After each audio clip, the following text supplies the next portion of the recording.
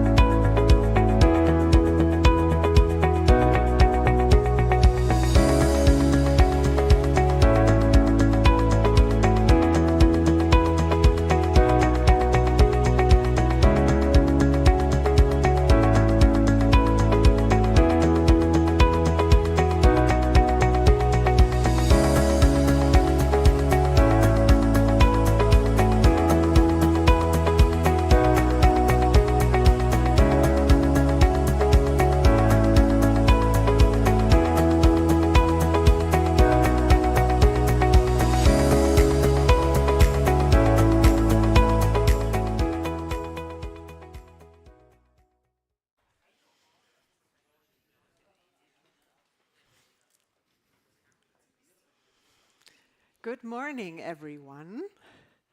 Good morning. Welcome to the conference here, our the second Dolomite conference on the global governance of climate change here in beautiful Trento. And welcome to everyone who's watching on the live stream.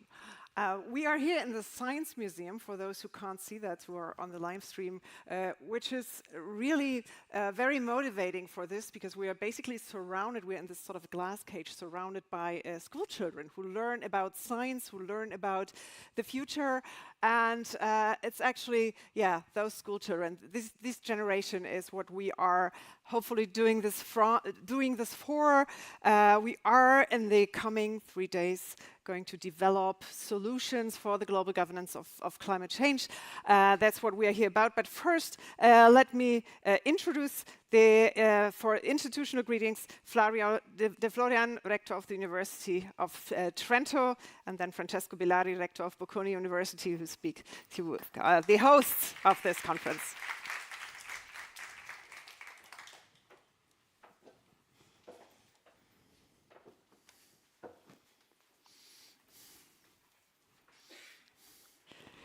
Yeah, Flavio De Florian, maybe get started.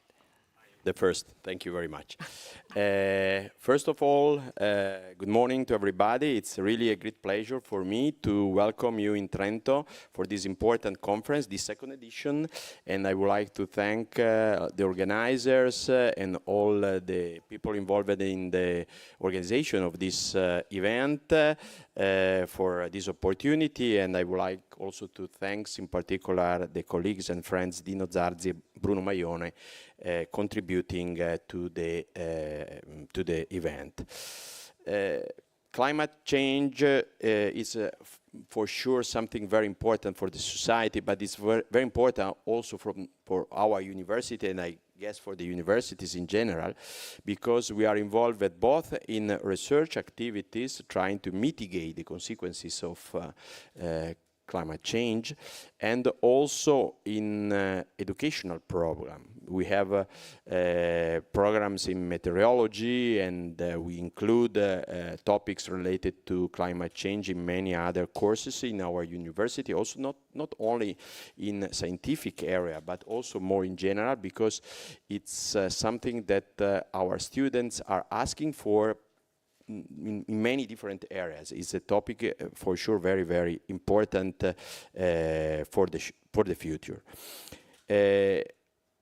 This second Dolomite conference, it's a great occasion, in my view, to discuss about these topics, but also to try to propose some real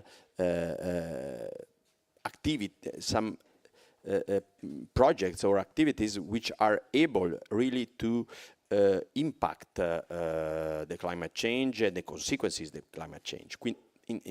Therefore, not only speaking in general, that is very important, just to give you an example of the importance of these topics in our university, we are changing, we are updating better our statute, the statute of the university in these weeks. We are introducing in the part describing our values, environmental sustainability as a value of our university, driving or in some way giving the direction of all our activities. So it's very important for us and for all the society, but it's also very important to, in some way, produce possible solutions. Maybe it's too much, but possible activities able to mitigate the consequences of climate change. And I think that the discussion and the panels which are part of the program of this conference could produce results in this direction. So I don't want to spend too much time in these initial greetings. I repeat, it's a warm welcome from my side to the conference and to the town of Trento. And as University of Trento, we would like to contribute as much as possible to the success of this event, which is, as I said, for us, particularly important and particularly significant. Thank you very much. Yeah.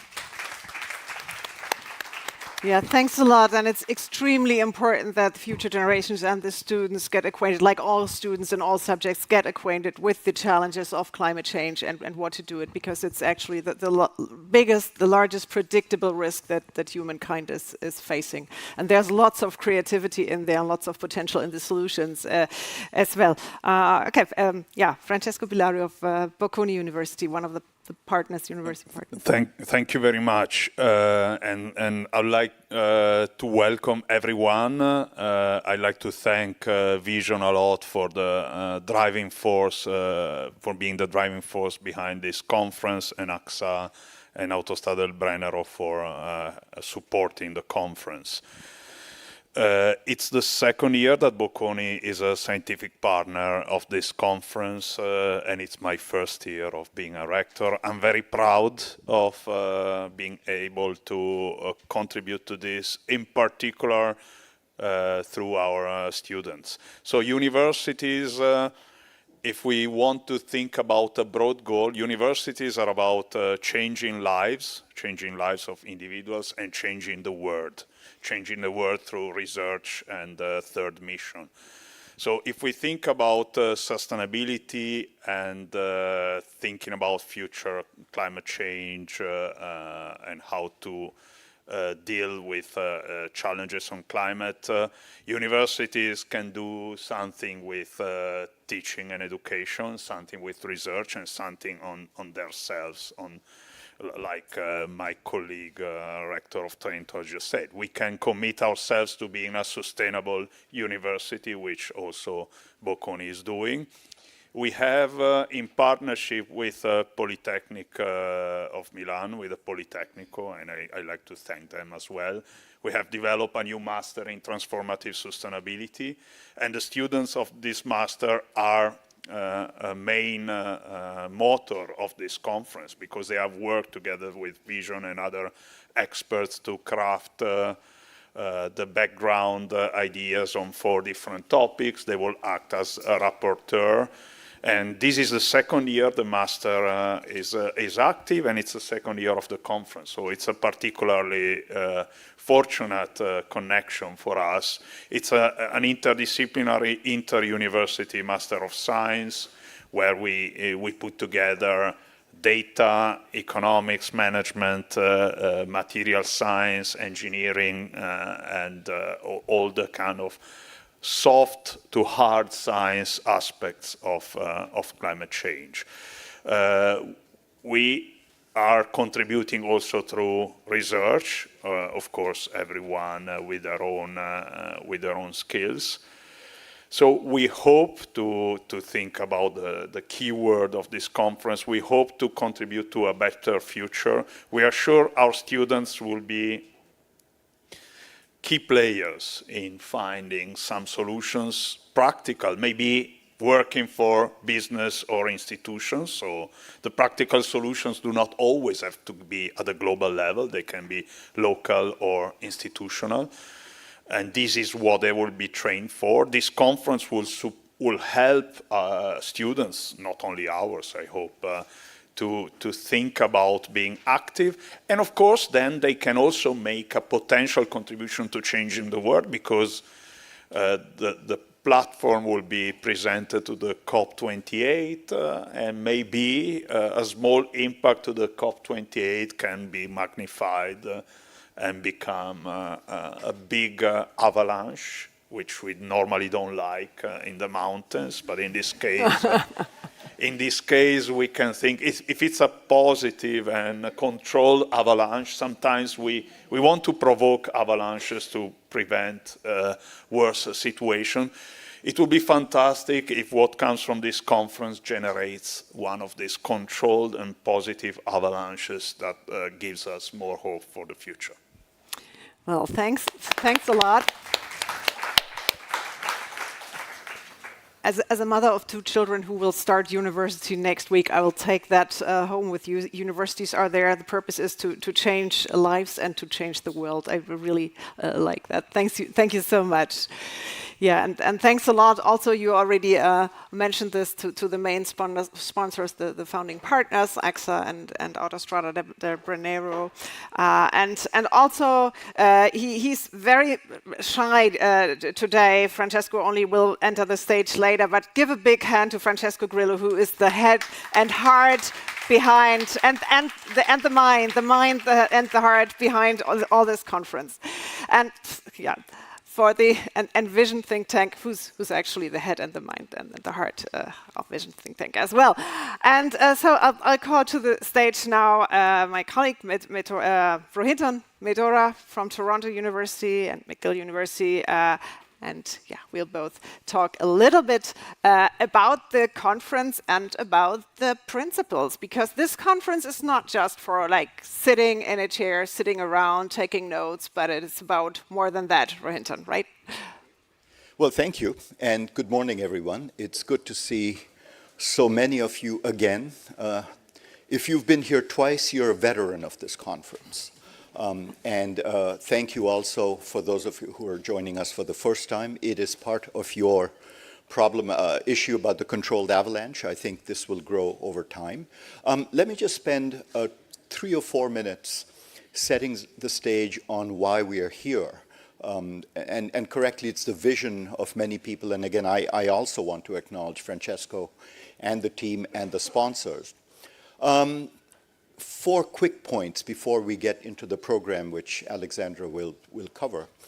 I guess one would be that this is a platform. And when you look at the topics we're covering and when you look at the people here and the diversity, it's important to have that kind of mix if we're going to get any kind of handle on something like climate change.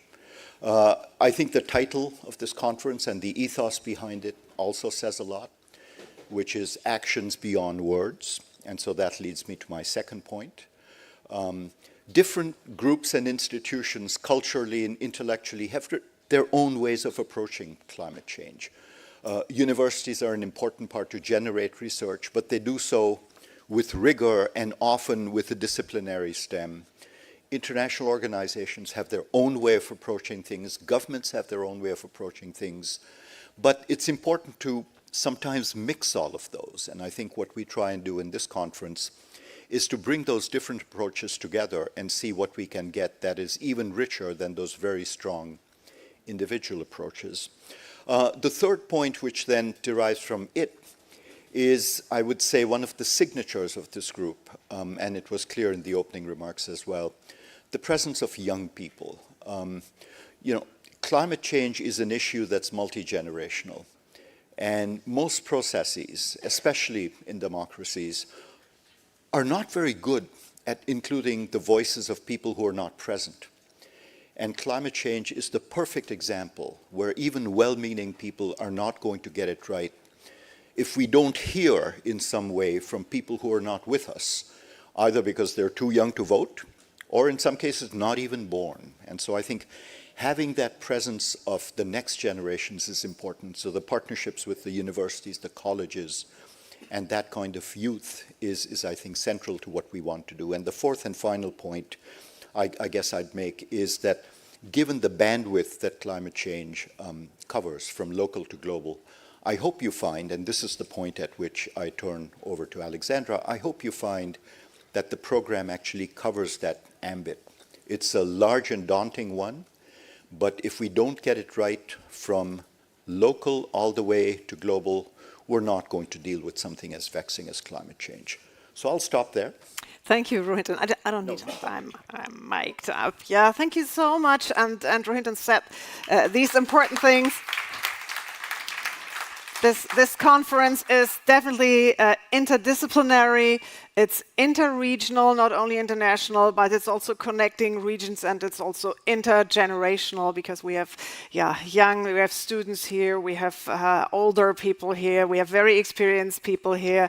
So we are all going to sit down together and solve these problems. And before I hand over for the introduction to the first plenary session that will be very exciting, I'll remind you that think about which one of the problem-solving groups you want to choose this afternoon.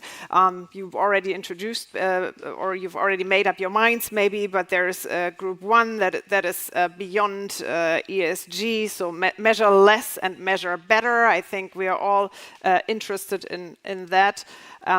we have problem-solving group 2, which is all about democracy. Do we need institutional responses, changes? Are our current institutions really equipped to tackle this, or are they actually outdated in their structures? Do we need a fresh approach? Do we need something new? Group number 3 is about cities, fine-tune the experimentations to achieve zero emissions. So it's all about doing stuff on the local level, getting very active, very practical. And group number 4 is about energy transition, that we are all really interested. That is basically the core to move away from the fossil fuel economy. And now I will introduce to the first plenary session, the Titanic Syndrome. I have to really read this here. The Titanic Syndrome, State of the Planet, the agenda of COP28 and G20. And this is all about the Dolomite concept paper. And I'll give the stage to Silvia Bersoni, who will introduce, who will chair the session. And the introduction will be by Francesco then.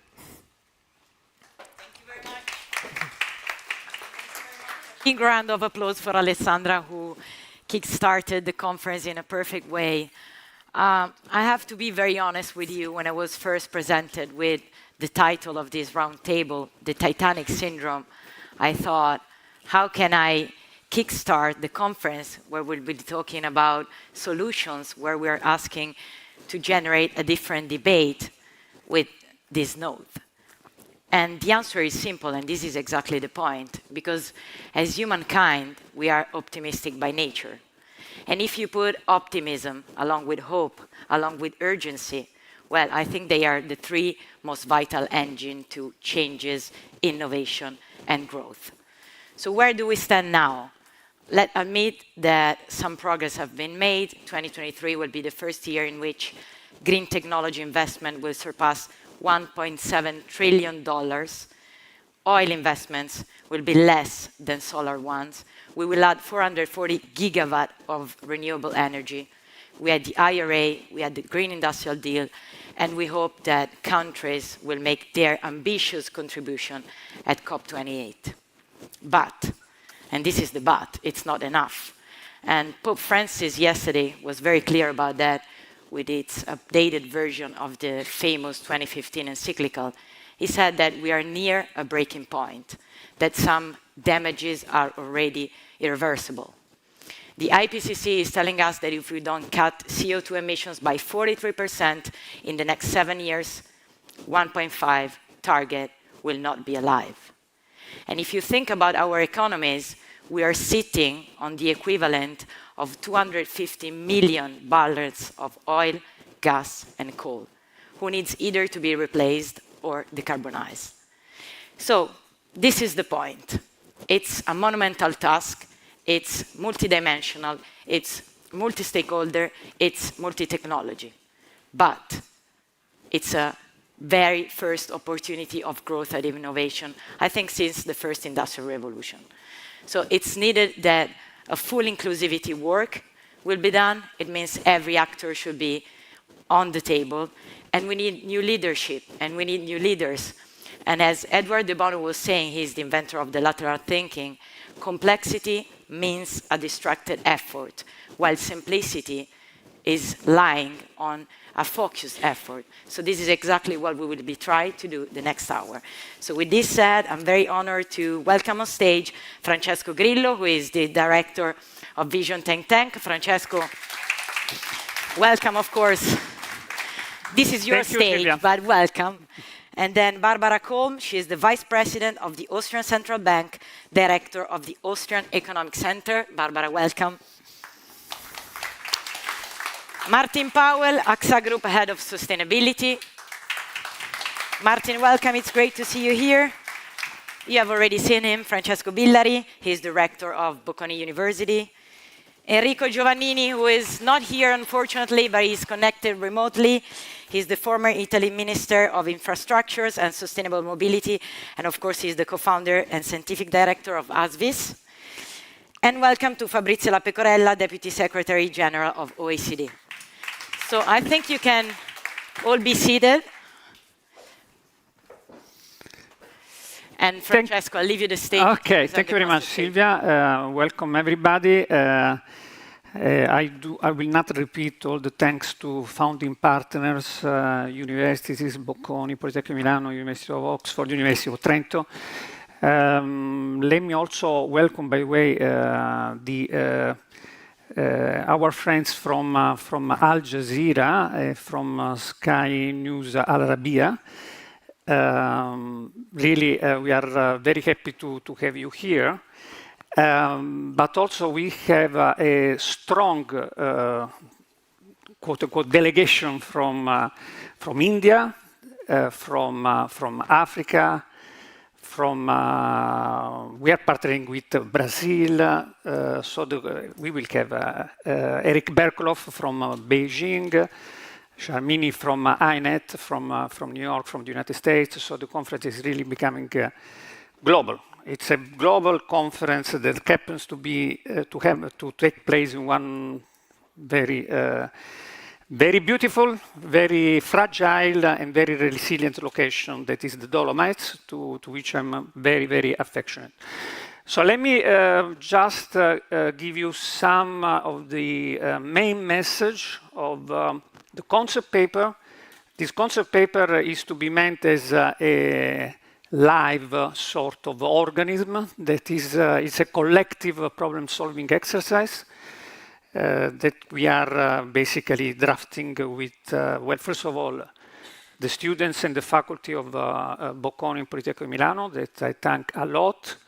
I do recommend you people to really keep your energy alive. It is a controlled avalanche, as Francesco mentioned, but avalanche cannot be always completely controlled. So, I mean, do dare to make mistakes, you know, because without mistakes, innovation cannot happen, and dare to be ambitious.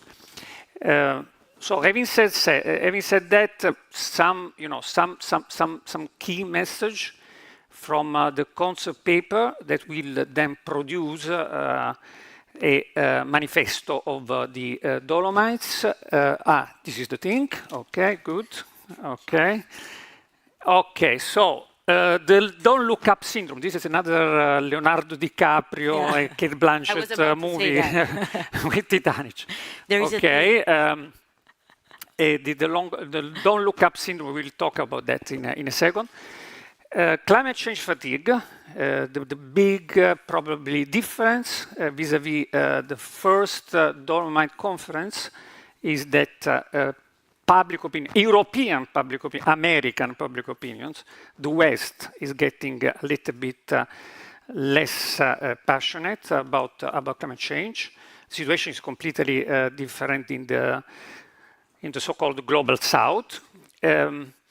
I think we also probably need to change a little bit the narrative of the climate change. We as a community of the good willings made some mistakes, some big mistakes, both in terms of communication and in terms of policies. And I'm very, very interested to learn what Enrico Giovannini thinks about that. Enrico, unfortunately, was hit not personally by another big natural disaster that has been the COVID, that is continuing to happening. The four big questions of the Dolomite conference. Okay, so the Don't Look Up syndrome in the movie that was actually filmed during the last months of 2020. So it was really the lockdown, no? The lockdown that actually showed that the unconceivable, you know, the one that we just see in the disaster movies can happen. We had that kind of experience, and that was really, that really made a change in terms of our cognitive bias, that at the end of the day, we will always, you know, make it. I mean, that was a big. In the Don't Look Up, basically the idea was that two penniless scientists spotted this meteorite. And although media were quite interested to the story, governments basically they didn't take care. Now, the climate change is even worse than the don't look up, because the meteorite is already hitting us in a big way. Everybody today in Trento, I think it's 25 degrees, which is quite abnormal, no? But this is probably the most evident and even the most worrying symptom of the climate change. This is something which is unequivocal, no? It's the extension of the Antarctica, no? Antarctica, South Pole, no? So this is the variation in the extension of Antarctica in terms of million of square kilometers. The worst year for Antarctica was 2016-2022, but here we have that in 27 June 2023, during the summer, Antarctica had lost something like 1.5 million square kilometers, which is huge. It's something like 5 times the size of Italy. You know, now just do consider that if Antarctica would melt, that is something that has happened. It has been the natural condition of planet Earth. We would have a rise in sea level of 60 meters, which would be some disaster, no? So this is quite big, but again, climate change is something that does not only happen in Antarctica, you know? It is happening here, in Trento, in our lives, in the lives of everybody. The interesting thing, however, is that in Europe, at least, there is some sort of climate fatigue that can also change, you know, rather drastically, the political landscape. This is the poll of polls from Politico, Europe, and apparently the Grünen, will be the big loser of the next European election. So, I mean, we will also have a poll that we did with Ocuto that sort of confirmed this trend. People are absolutely aware that climate change is happening, but also, and this is very, very, very key, they are aware of the huge cost that the energy transition is going to have. So this is a little bit what Silvia was mentioning before. This is a sort of McKinsey revised forecast of what we are talking about. We are talking about something like almost $100 trillion in the next sort of 20 years to be invested to make a transition energy to be executed, to basically go to almost 100% renewables. Just to give you an idea, to our Italian friends, the public debt of Italy is around $3 trillion.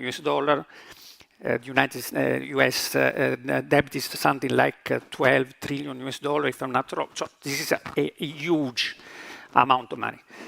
And by the way, we are still at the very infancy of the energy transition. Jesse will sort of elaborate on this. But in fact, if we consider the two key parameters of the energy transition, which is number one, how much of the total energy consumption are we getting from electricity? And number two, out of 100% electricity, how much of it comes from renewables?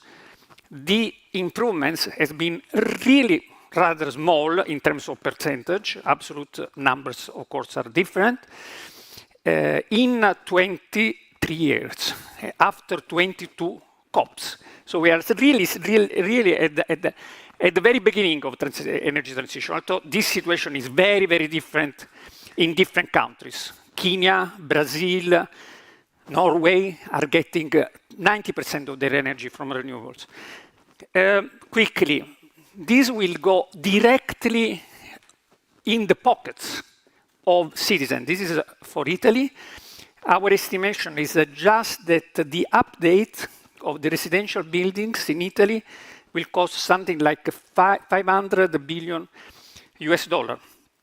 in the next 10 years from now to 2033. By the way, this is a sort of qualification.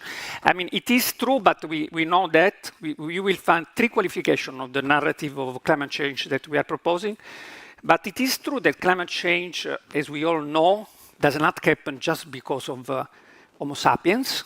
You know, 50 million years ago, the temperature were something like 26 degrees. Now, average temperature is around 17 degrees, and yet at that time there was in fact no ice caps, and there were and by the way, it is not true that we are we are threatening the survival of the planet of all the species of the world. We are, because at that time there was also a big explosion of biodiversity. We are challenging our own survival, the survival of the civilization that we have, which is slightly different.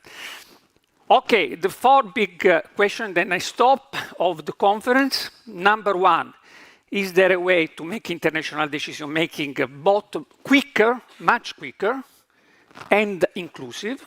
Right now we are managing to have an international organization, but also national politics, especially in Europe, which is neither inclusive nor efficient. Number 2, on the ESG, can we think about mechanism, indicators? This is very much Cliff. You are very much, Cliff Pryor is very much on that, which are at the same time less costly to comply with, especially for small firms, and more effective in terms of avoiding greenwashing. Number 3 question, this is very key. How can we turn the idea of the cost of the energy transition into an investment so that we can also multiply, mobilize private money? And probably more importantly, how can we make the sustainable development agenda, I would also change the word sustainable, but that's a different story, into something which is popular again, okay? So to avoid the Titanic outcome. Thank you very much. Thank you, Francesco. Thank you so much for such a comprehensive analysis. And of course, these are some of the questions we would like to answer in the next hour. And Barbara, don't shoot the messenger, but I'll start from you. And I want to face the elephant in the room, since I was in Frankfurt 2 weeks ago. And of course, a major impediment today for companies' investment in green technologies is the cost of financing. So at the same time, if we delay our climate ambitions and investment on energy transition, the cost will be higher tomorrow, if not today. So how can we address this trade-off?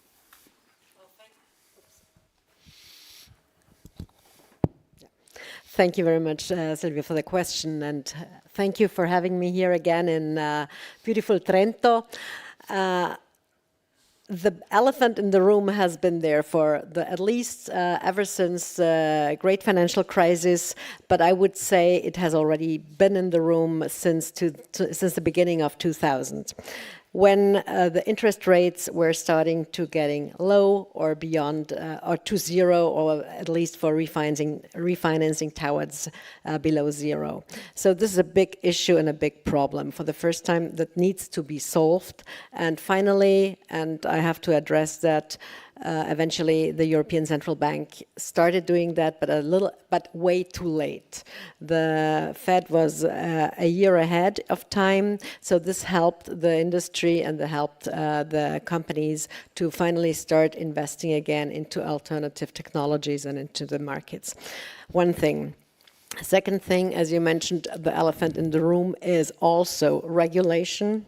And just one number on regulation, just for the financial industry here in Europe, is about 5.5 billion just for the finance industry. And this is a huge amount of money that you can reposition in other parts of the markets as well if you use it wisely. Thirdly, I think central banks should look at their main targets, which is financial stability and price stability, and not into being greener as other players, as international organizations. This doesn't mean that they should not look into that, but it's not their main task, it's not their main target. Which, having said that, let the markets, let the banks make decisions on what they want, on what their clients want to invest, especially what they can support on this green front and technology. And having made those 3 points, I would make one big point as an economist. We all believe, I think, in creativity, and Francesco mentioned that, of the individual and especially of the enterprises who are able to produce new technologies. And those technologies, those enterprises will always find an investor if it is a good product. And we all know from the finance industry, out of 10 financed ideas, startups, 9 will fail, at least. But that's risk. And markets are there to manage risk and to approach that. And I think this is something where we should take a step back from an institutional side, and I say this from a central banking side, and let the markets work and let the creativity, especially of the young people and the enterprises, allow to be on that front. And lastly, before I hand the microphone back, we have been very successful in the past century when the capital flows were north to south. And we totally, with regards to innovation, with regards to financing infrastructure, with regards to getting new technologies to other parts of the world, we have totally forgotten about that. We need to reestablish those capital flows again in order to make the north more productive as well, and also to be able to adapt cheaper technologies to become more green and to reduce CO2 emissions. Thank you very much, Barbara. Meanwhile, Enrico Giovannini has joined us. Welcome, Enrico. Thank you very much for being with us. Good morning, everybody. I'm sorry that I couldn't be there with you. As Francesco said, I'm suffering not personally, but families-wide of COVID-19. Therefore, I prefer to connect from remote. And thank you very much for being here, indeed. Thanks a lot. We will come to you in a short second, but Martin, I want to come to you because, of course, as Barbara was mentioning, ECB is also very careful and attentive in examining what climate risks are, not to produce at a certain point an abrupt change in terms of asset prices and so on. The ECB last week published a survey among companies, and I was very surprised because companies are saying right now that they are more worried about the transition risks than climate risks, meaning the risk of a catastrophe. So I'm asking you, what is the level of coverage on adaptation in general? Great, thank you, Sylvia. I'll start with Barbara's point about creativity because I just want to say creativity comes from students, so it's great to see so many students here today. Just to let you know, it's your job to help us go further. So the pressure's on you as well as the rest of us. So it's an important point. And I will spend the next 2-3 days talking to you and trying to gather your ideas. So thank you for that. It's true that companies deal with transition. It's a preoccupation for them because it's real. We have to think about, as a business, we have to think about our survival, our impact on the planet and the impact on us. And actually kind of environmental degradation, physical risk feels like somebody else's problem, and it's not. But that's why companies are preoccupied on transition. I think also they're incredibly linked. You can't decouple them. So the transition sectors like energy transportation, construction, agriculture that drive transition risk need to be tackled. And, you know, it's very easy for a company to not tackle them. You know, our view is we should work in those transition sectors that are the hardest to abate because we think we can accelerate those faster than others. And that's really the key. It's not about not dealing with them, it's about actually tackling them. The other point is that transition's one thing, but adaptation is another. Communities are being hit across the world today. I think adaptation financing by around 2020 was around 50 billion. In the next decade, that's going to have to be probably 6 to 8 times that level every year. And the problem with adaptation is it's a really tough sell to sell something that hasn't happened yet, right? So to get investors to think about investing in something that hasn't happened is not something they're naturally good at. And perhaps, therefore, we've got to put a value on it, better metrics on how we protect people, protect infrastructure, protect our small businesses that are being wiped out by catastrophes, by single events, and also protecting society. And I'll give one very quick example. The city of Shanghai raised, I think, around $30 billion to upgrade its water network because of the complete threat to the city of losing all fresh water capability, all of its water resources. They've worked this through from an economic perspective, not just an environmental one. They have figured out that if they do nothing, the cost of people leaving the city, the cost of businesses going and investing elsewhere is around $30 billion. That's the figure that they have calculated and that they're now investing to protect that city for the future. And if I told you that 75% of the world's cities are in exposed coastal zones, then that's the level of capital that's got to be generated and delivered to protect those communities going forward. Cities will suffer socially, environmentally, economically, and yet they're the most sustainable places on the planet to live today.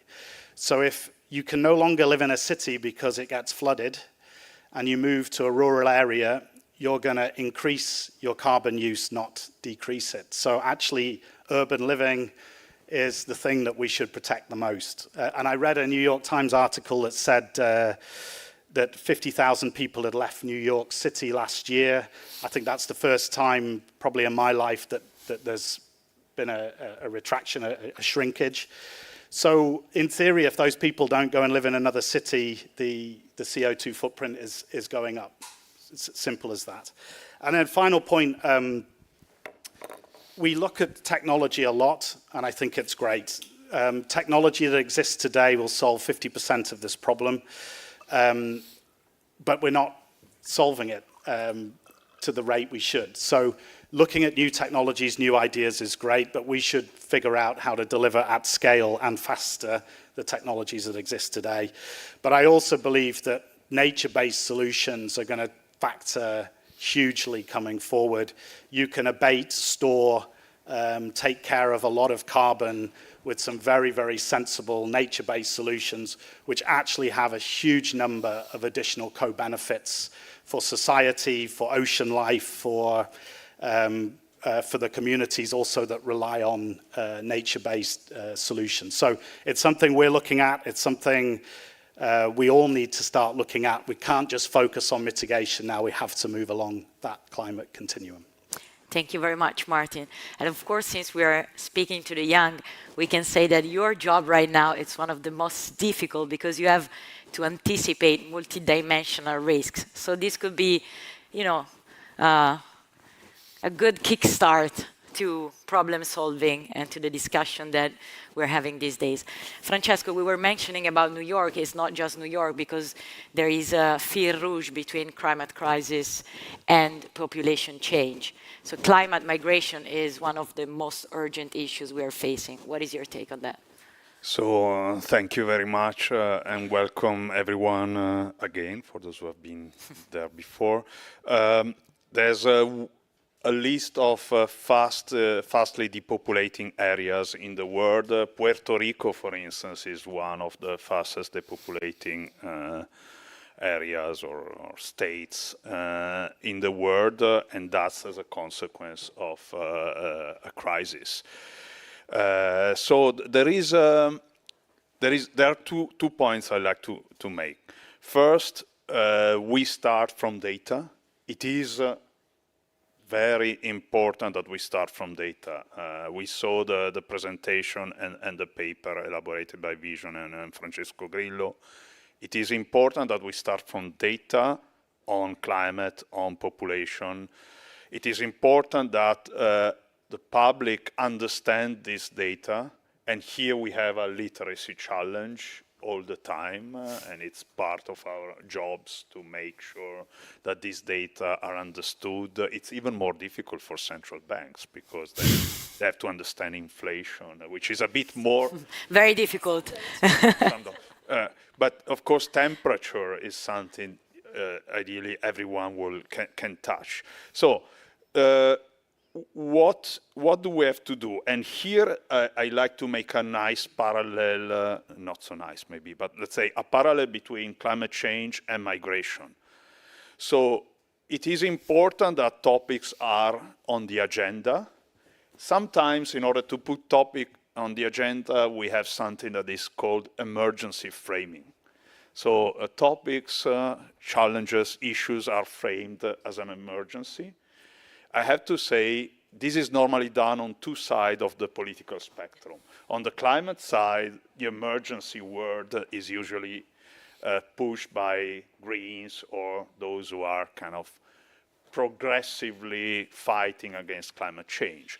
If we talk about migration, the emergency word is usually a key word for the populist right. And I have to say, this is something that may be based on data, on everyday data. So there is actually today, if we are in Italy, although on the opposite part of Italy to the island of Lampedusa, indeed in Lampedusa there is an emergency.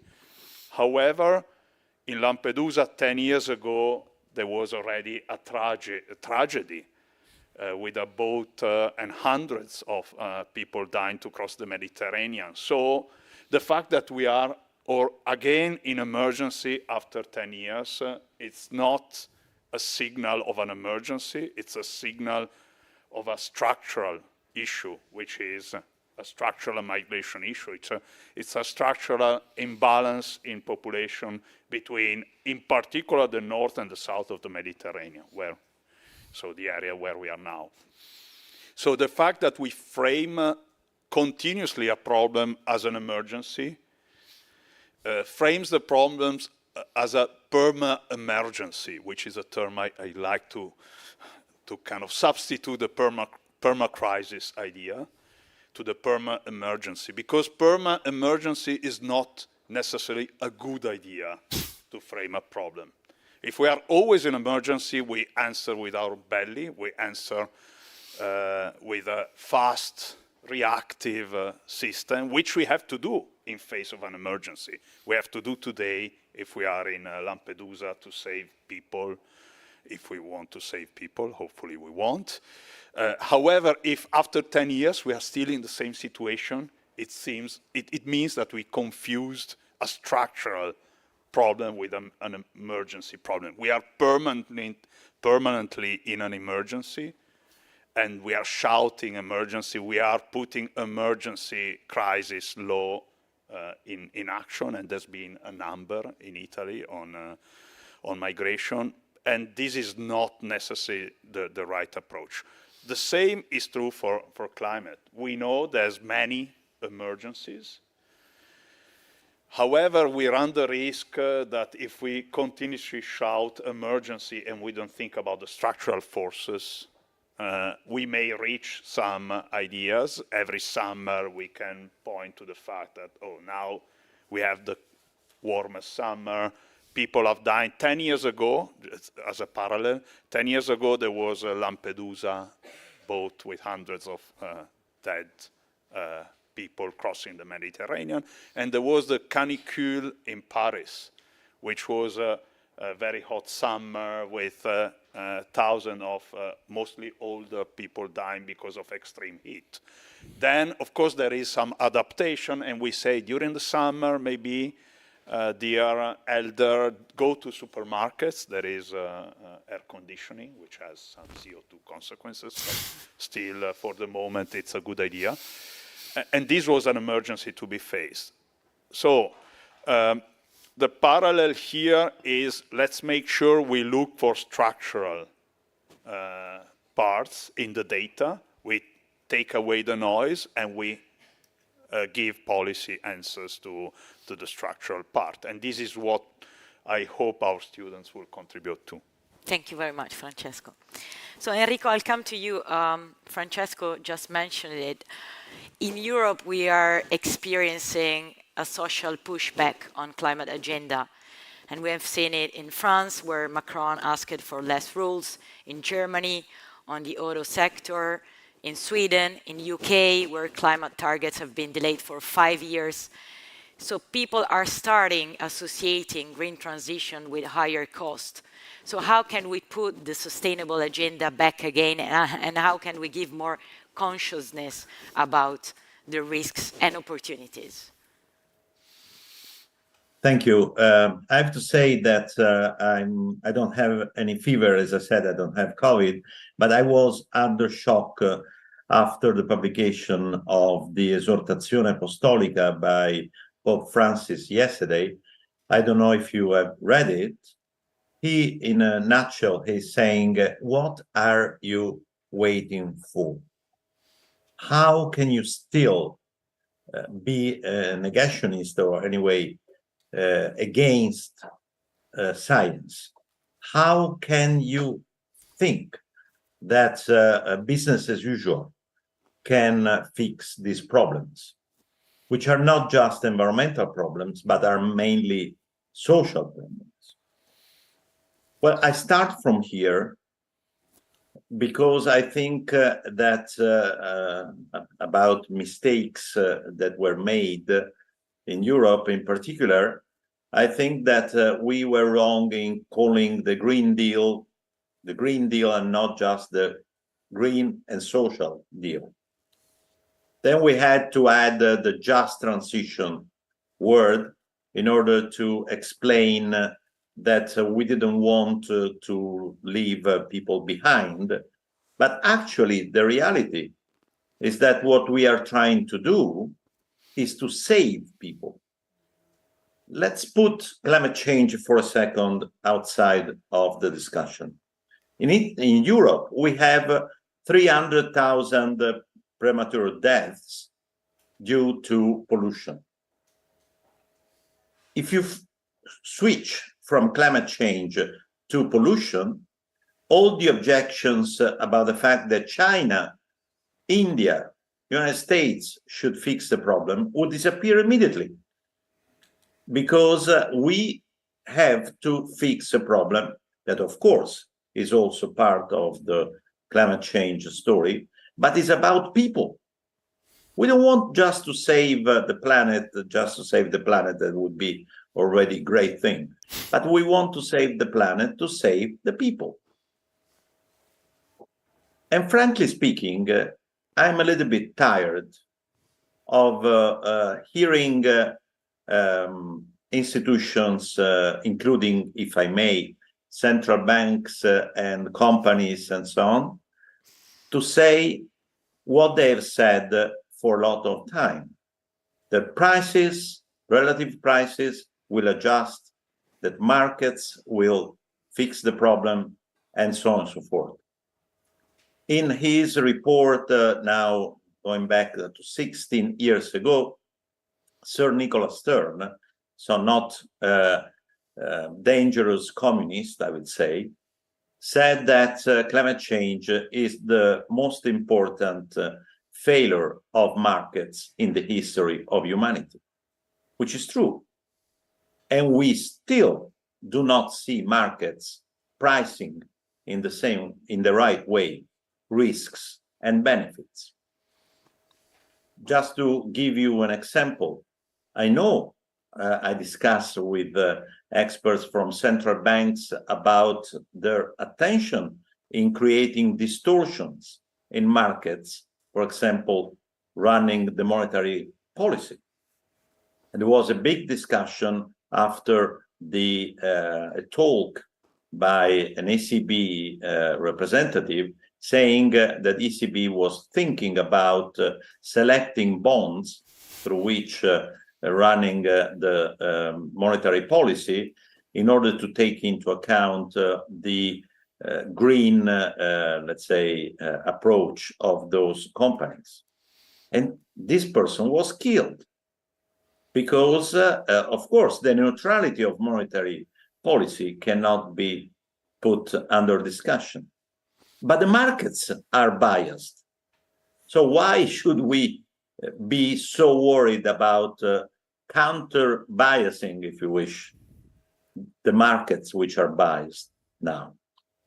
I'm just taking this as an example to push all of us to be consistent from a conceptual point of view. Let me give you another example. The reform of the Stability and Growth Pact, which is under discussion in Europe. According to the treaty, according to the current Stability and Growth Pact, if you have an environmental disaster, the costs of repairing the disaster are outside of the pact, while the money spent to avoid the disaster, that money is constrained by the pact. Does it make any sense? What I'm trying to argue here is that we have a lot of work to do to not only incorporate the incredible and accelerating risks that we are facing, but also incorporating the fact that this is a social problem. We have seen with COVID-19 that the social unsustainability appeared suddenly after years of discussions on the environmental sustainability and economic sustainability. And institutional unsustainability was very close, and it could be close again if the next elections, European elections, or the American elections go in a certain direction. So we don't have time. We have the tools to at least correct our policies. And I agree with what has been said before. We don't have, unfortunately, all the technologies in order to fix the problem at low costs for everyone. And this is a big issue. Therefore, we should invest much more in finding and making them growing in new solutions. Also, putting aside the, let's say, stranded assets on which we have invested a lot. When I was minister in the Draghi's government in Davos, there was a discussion with the companies of navigation, the big companies, MSC and others. And they were saying, of course, we want to have a transition to less pollutant and less harmful fuels and tools. Therefore, you have to reorganize your ports, put in there electric, let's say, cold ironing, which means the possibility of using electricity while the big vessels are in the port. Then ammonia, then hydrogen, then, of course, current fuels, and then liquid LNG. You should accommodate all these possible technologies, and then you pay, you, the government, and we will decide. This is about the so-called technology neutrality. Is this possible? What I mean is that, and I stop here, is that there are a lot of inconsistent choices that have that are on the plate, if you wish, under our eyes. And therefore, yes, we have to take some risks. We have to invest much more in solutions, but we also have to be more consistent in the choices that we made through monetary, fiscal, and other policies, industrial policies, because it's true what Francesco Villari said before, this is not an emergency. It's a structural change that can have a lot of negative impacts, it's true. Policies can be designed in order to minimize them, in order especially to accommodate also the social sustainability need, without which no green transition will happen. Thank you. Thank you very much, Enrico. Thanks a lot. You were mentioning the ECB. I think the Fed has been even more straightforward on this because Jerome Powell a lot of times has said, we have never been and we will never be climate policy makers. But you were mentioning Laudate Deum, which we mentioned in the introduction is really an encyclical that it's worth reading. And it's basically, Fabrizia, a huge call to action heading to COP28. So it will be Derimental this year. Al Jaber, the Sultan, who is also the CEO of ADNOC, will be the president. So it's very controversial, but he made the point that we need everyone at the table. So even the oil and gas sector, it will be of mandatory importance to find solutions and decarbonize the world. So I'm asking you, what do you expect from this COP28, given the few results that we had at COP27, and if we can find a global framework for mitigation and adaptation? Thank you, Silvia. Good morning to you all. It's a real pleasure to be here with you. Well, I mean, it's a difficult question. If I had to answer to that question on thinking on about negotiations, but that would be an impossible answer to give. Negotiations at COP28 will require consensus.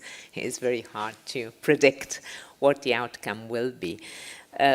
But certainly it is maybe important to also to actually put into the right context what you just recalled about the call for everybody being at the table at COP28, to recall the vision that UAE presidency put forward to deliver on the Pillars Agreement. There was a letter that was circulated before summer where the presidency actually was highlighting the required paradigm shifts to deliver on the pillars of the Paris Agreement.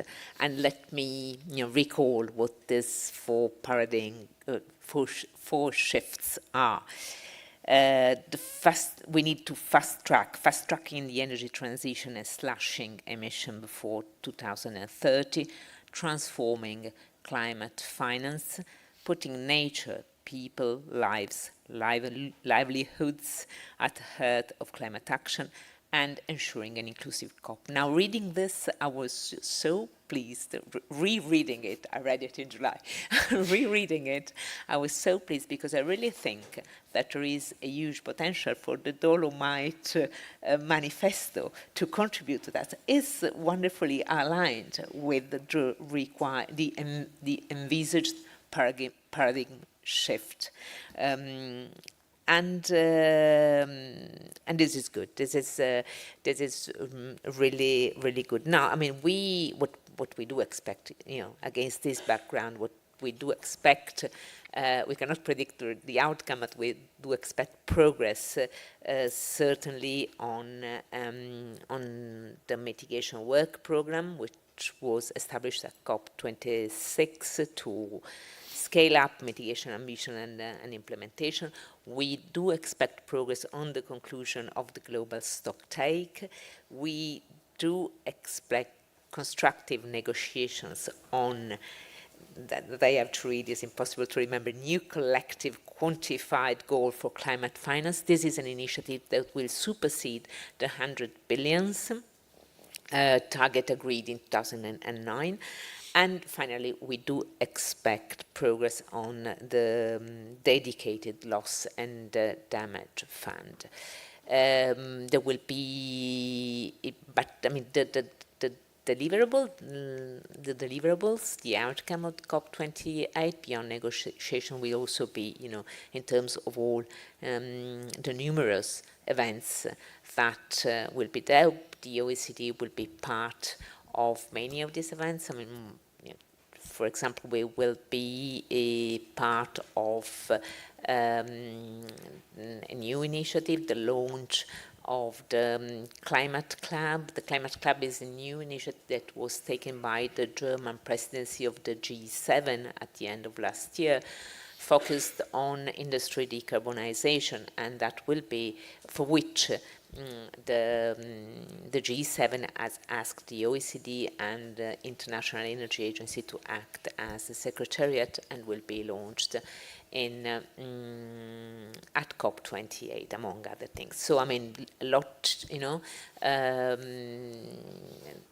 there's a lot to do, and I think there is a wonderful coincidence of interest and focus between this conference and that. Now, you were, Sylvia, you were also asking about mitigation and adaptation. Just a few words.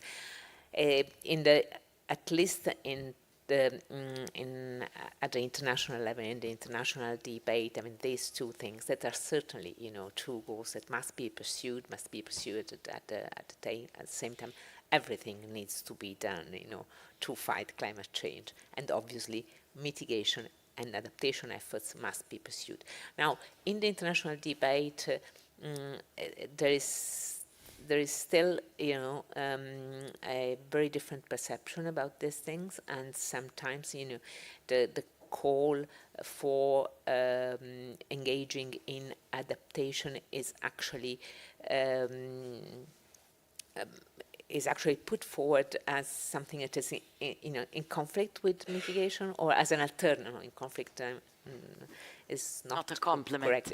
As an alternative to mitigation, and asking that the global north should that is has the blame, or should engage into mitigating the effects of climate change, whereas the global south can, so in a sense, they can limit themselves into adapting to climate change, and so a big, the effort should be in avoiding to treat these two aspects as alternatives. They must be pursued at the same time, and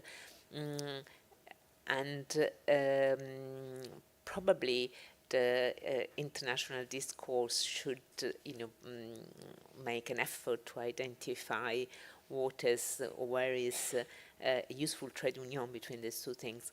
Well, I mean, in my view, I mean, really, to deal with both aspects together, to address, both aspects in the same policy framework. And where I see the link between these two is something that we've been discussing, repeatedly in this panel. That is the contribution of research and innovation to fight climate change. And I mean, with this, I think I'll leave it here. Thank you. Thank you very much, Fabrizio. And indeed, how many years have we been waiting for the loss and damages fund? I don't know. I cannot even count, I think. Barbara, I come back to you. How can we indeed make a shift in perception that a cost is the most sustainable investment that, given the situation, you can do? And if you can give us some example, I think, at cities. Well, thank you. Let me first play the devil's advocate again for markets and for companies and for the private sector.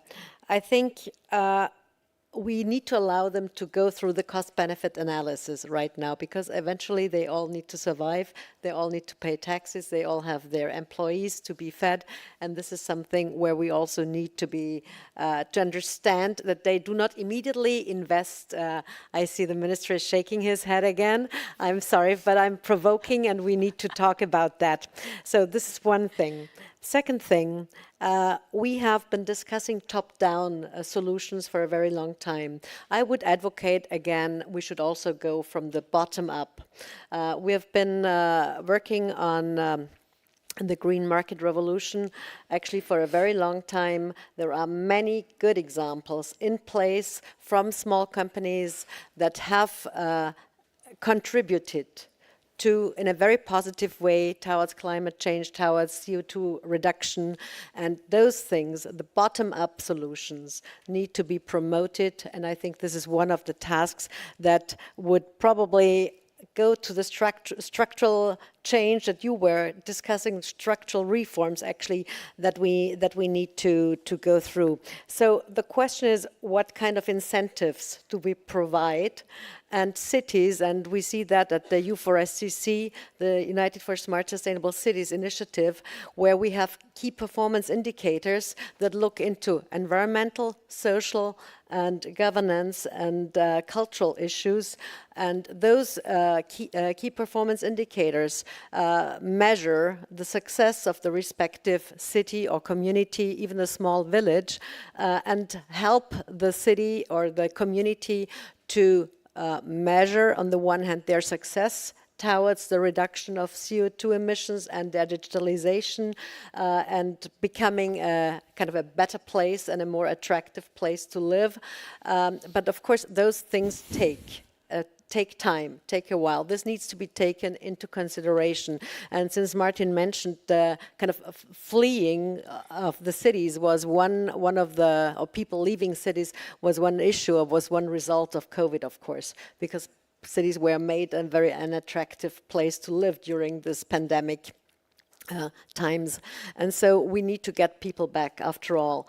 And creating the right incentives on a local level is the easiest way, because after all, this is where the solutions are felt immediately. And I think each and every mayor or local governor understands that best, because he or she has the direct contact to the citizen. And this is what we have done with the 18 UN agencies together, focusing on those issues, telling the mayors, the local leaders, but also the citizens, this is the path to go. And those key performance indicators are very simple to fulfill. Of course, you have to invest, and there we always need the financial side involved as well, but it can be done. And I think local solutions are much better if we do this bottom up right now. It's a big opportunity these days. Martin, I wanted your take, but I see Enrico shaking his head so much that, Enrico, do you want to answer to that? No, very simple. Cost-benefit analysis is a very important tool if we use the right discount rate. And we know the markets used for 50 years wrong discount rates. Therefore, okay, she agrees. She agrees. I don't know if you can see her. There is nothing to be argued about. You're totally right. This is why, for example, we came up with the new KPIs at the UN level. The point, therefore, is that we have to count, let's say, cost and benefits in a completely different way from the past, and this is what you just mentioned. But if you think at the discussion on the due diligence directive now at the European level, which is, I hope, will impose to the big players the role of checking with scope 3 what happens during the production chain. This is a huge shift in the way in which we normally take into account what companies should care about. And therefore, and I stop here, we are fortunately going back to the stakeholder capitalism and abandoning, I hope, the shareholder capitalism that became dominant only 40 years ago, in order to take into account not only the stakeholders in terms of people, but also environmental needs, which means people's needs. Martin. Wow. So I agree with Barbara and Enrico, so nobody should shake their head at me. You're being very democratic here. I think, actually, Enrico said it earlier, I think we have to take some risks. You know, there's no, we can't just carry on doing what we're doing. We have to push harder. I think, you know, the insurance industry, you know, is built to anticipate risk. You know, we should really be society's early warning system, like the, I probably shouldn't use this analogy, but the canary in the coal mine, right? Hopefully this is an expression that, yeah, if 10 years from now nobody ever uses. But, you know, helping society and visualize what's going to happen, I think, is possibly one of the biggest and most important things probably all of us need to do. I think the insurance industry could probably do more. Capturing best practices, disseminating that in a better way. I mean, we collaborate with other businesses that do the same thing as us. We do it because we're trying to learn together, we're trying to figure things out. We did this amazing scheme with IKEA, who wanted to recycle old mattresses, and they couldn't because it was very difficult to insure the facility that kind of remade them. And so they're all going into landfill, and you know, this is a problem that we've come together to solve, and we produced this white paper, and we should do a lot more than that. We should begin to figure out how to recycle everything, you know, how to scale this up and do it more quickly. But my point is that there's a moment for true collaboration. This is also with the multilateral banks, providing much more technical assistance. I'm a big fan of this since the beginning. Technical assistance is about proving business models that don't see the light of day, that just aren't put in front of the right investors and the right people, and so never scaled because they never come to light. I also think de-risking the technology and investment to get the capital flows is key. I don't think we do it enough. As I said, with technology available today, we can solve half the problem without too much difficulty. And that's with cost-effective, affordable technology. But it's not being deployed. So what is it we haven't de-risked to enable that scale to happen? And then I just want to make one other point, because again, Enrico mentioned it about air pollution. Climate change isn't just impacting how we live, how we work, but it's now impacting our health, and that's actually going to get worse. And again, when it comes to adapting to climate change, we have to now protect people's health. You know, it never used to be the case, but actually I think this could be an amazing hook for all of us to think about. How do we prevent people from getting sick? This isn't about investment in healthcare. This is about reducing our air pollution, reducing the number of fossil fuel driven vehicles that we have around our big urban spaces. It's about just thinking about societal changes that are going to make us all live a little better. So, and then my final point, and this is more of a personal one, but regardless of what business you're in, I'm a firm believer that we should manage all of our planetary resources, not just carbon or energy, but water, waste, you know, all of the things that we do. Because a sustainable business is about measuring what we use and then how that ultimately impacts society. And I think if everybody, particularly big businesses, but if everybody thinks a little more about that secondary impact, I think we do a lot better. And not just society, but all the realms where life exists on Earth. So the oceans, the land, the air, the sea, the water, you know, all of the things that we biodiversity. Everything, yeah. Right? Francesco, do you want to touch base on that? Yeah, quickly, I don't think I need it. Well, first of all, I'm proud that we are getting together different point of views, and I must say that I also agree both with Barbara and Enrico. Just a very small number, the estimation of the additional investment into fixed assets that we need per year in the next 30 years is $3.5 trillion per year. this is way beyond the capacity of both governments and firms to pay. I mean, we have 3.5 trillion US dollar. It's more or less 50% of the global corporate total margins and net income, and it's about 25% of total taxation. You are an expert of all OECD countries, so we're talking really something about which is staggering. But one good news. Martin was talking before about talking to people and also try to visualize, the future. There is a huge benefit of something like the energy transition to happen that we need to visualize. It's not just about climate change. A world where we can have theoretically everybody, every family, to produce energy and to sell energy to the system. This will especially apply to solar energy and up to a point wind energy. It is a world where we will have much less inequalities by definition, much lower bills by definition. It is a world which will be much more secure because we will have much less geopolitical tension because energy was concentrated in only very few places.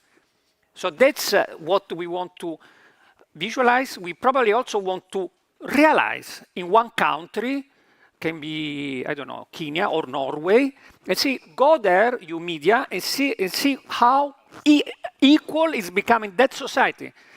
Because again, unfortunately, Enrico, we do not have, we stupid economists still found the right measurements to account for more debts.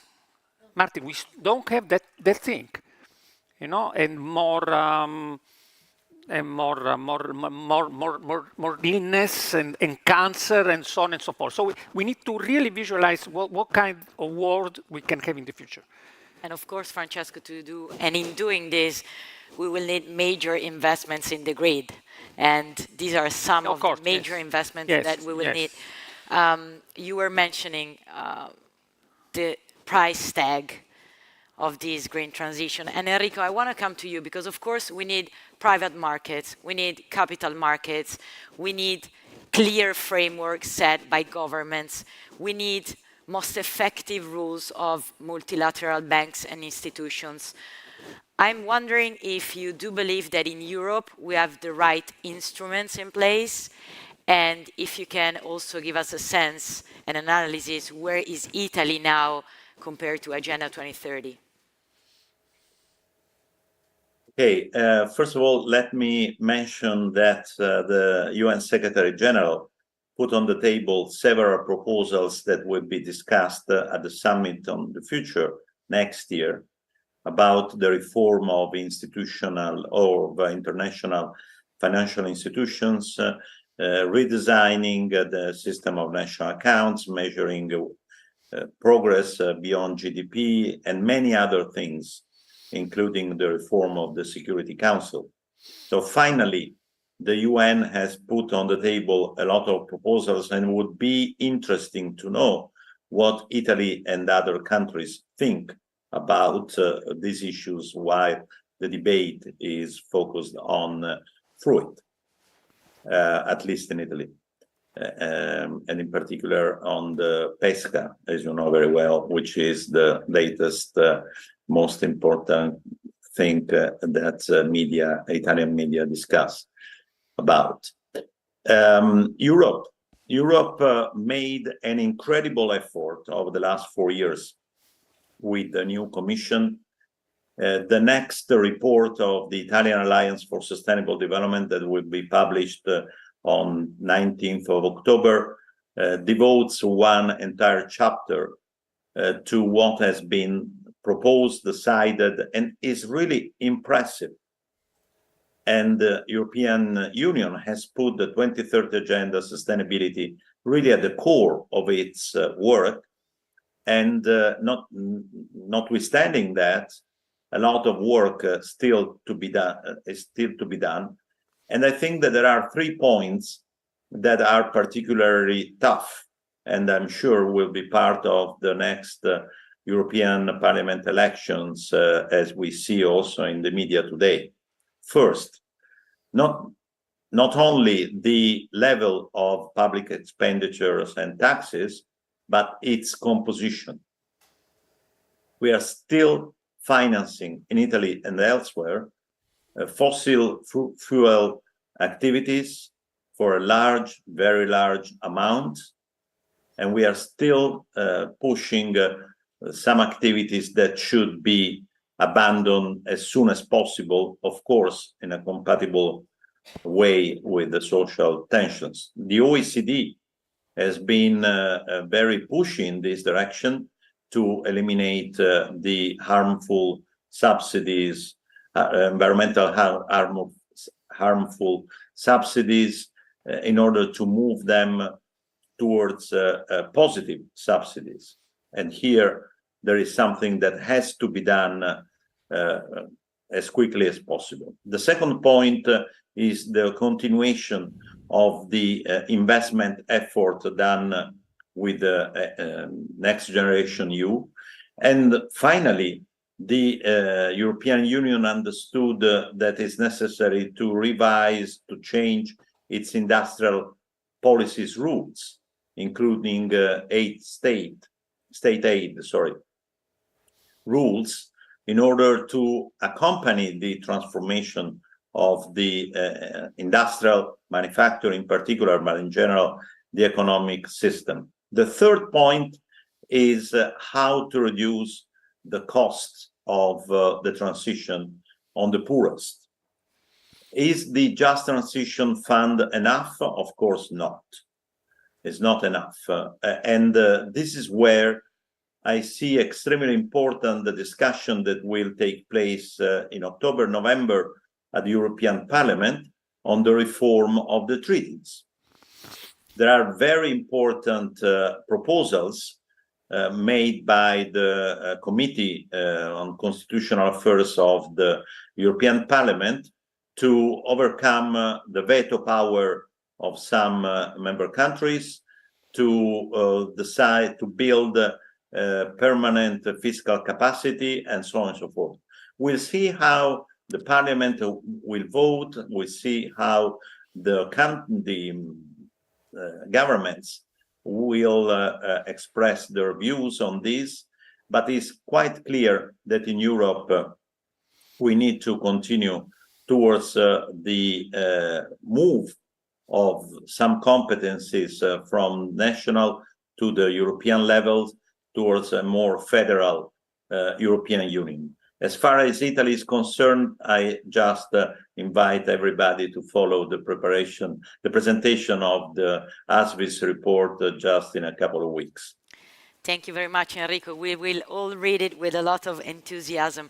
Can I follow up and ask you a question? Very telegraphic answer because we are running out of time. But as you were talking, we are, of course, into a very tough process of negotiating the economic governance reform in Europe. And of course, on one side, it's been asked to keep fiscal policy tightened. On the other, of course, the investment needed for the transition and the costs associated to climate are very high. So how can we walk this thin red line? But I think that the proposal coming from the Commission to exchange some flexibility with plans to transform our economies goes in the right direction. It's not only the level of expenditures of taxation that matters, but also its composition. And having this kind of agreements, like for the Next Generation, is the only way to try to influence the composition of public expenditure and public taxes, not only the levels of deficit and debt. The proposal can be improved, but I think that we need to find a solution that allows the Union, the Commission in particular, to discuss with member countries how they orient their expenditures, especially as the investments are concerned. Thank you very much. Fabrizia, so of course Enrico was referring to a famous quote that Secretary Guterres said, the world has changed and institutions have not. So what do we need to do? A simple question. All very simple questions. Well, I mean, what do we need to do? Something is happening, and it is true that the Secretary General of the United Nations made this call for having more effective multilateral institutions. But maybe it is important to recall that, especially having in mind climate change and the huge need for financing the transformative changes needed to tackle climate change, is worth recalling that call, in a sense, is simply consistent, happens to be consistent with a I should say a new discussion, a reflection that has been taking place this year, certainly at the G20 level, where the Indian presidency of the G20 has actually taken forward through the whole year the same thing. I mean, a reflection on how the international financial institutions that we have do not reflect adequately, the new shape the world is in and how they should be reformed. So there is, this, it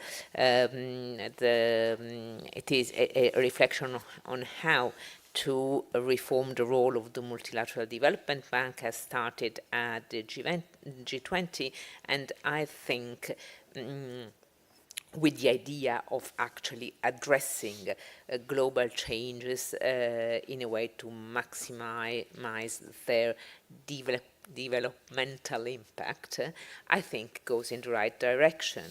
It can be a key component for financing the investment that is needed, and it can actually be a way to address the trade-off that was highlighted this year by President Macron at the conference on the new financing pact he had in Paris, when he was clearly, pointing at the fact that reducing poverty cannot be traded off with tackling climate change and preserving biodiversity. And to do that, to be able to pursue all these policy objectives at the same point, you need Francesco wants to say something. You say. Yeah, but he will No, but he will do Francesco, it in a second, the other because I have to Francesco keep order here, guys. No, I want to go to Francesco because I Absolutely. want him to help me to summarize some takeaways from this discussion. So I may try to reverse a bit some of the ideas and to give a challenge in line of the idea of this conference.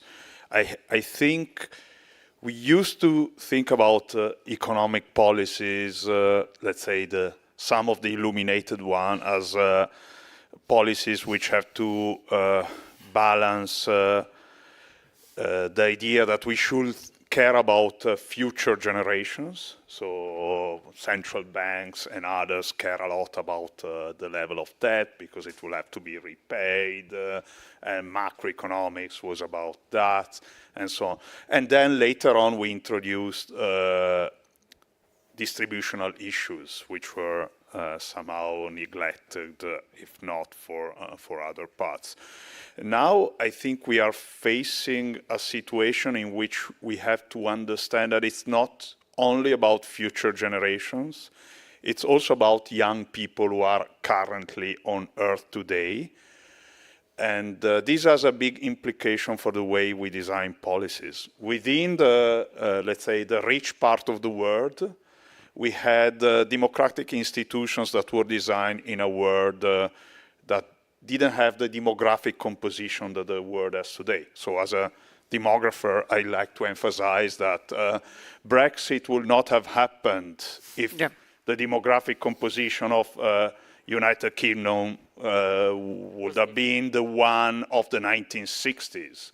So it's so everyone can have different views, but certainly the weight of young people now in the rich part of the world has been is the lowest in the history of humanity. This is at the and so we have to find new ways. Not to weight voting, I don't know, maybe to weight voting. I'm not an expert in political science, but let's say somehow on big structural changes, there should be some, I can say, veto power, if it's not something that is usually vetoed. We veto, talking of veto power, but let's say young people should have more voice. That's in the rich world. If we look globally, fantastically, there's never been so many young people on Earth. So and hopefully they will have a long life. So we have to give voice to the global South, not only because this is something, let's say, rich folks feel, but because this is the only way for humans to go forward. So this conference is right in putting young people first. This is the way also to design new policies. And we have to be bold because normally policies are designed not by young people. And I appreciate a lot, not only because I'm in a university where we have the privilege every year to have 18-year-old. Every year it's always a fresh wave of 18-year-olds, and we get older as professors, but hopefully we also have younger professors. This is not really happening in policy making, so we will not solve the climate challenge without giving more weight to younger people, and this conference has the right approach. Can we say that skills are the renewable energy of our times, right? Skills. Definitely. Yeah. Francesco, you I want to elaborate just on this. And try to respond and integrate what Fabrizio was saying. What do we need? It's not just about reforming institutions. By the way, I sort of have some moderate and gentle skepticism on the capability of institutions to reform themselves internally without some external shock, some controlled avalanche. I see some shaking heads. So this is, but we need, going back for a second to history, no? After World War II. No, we didn't just had new institutions.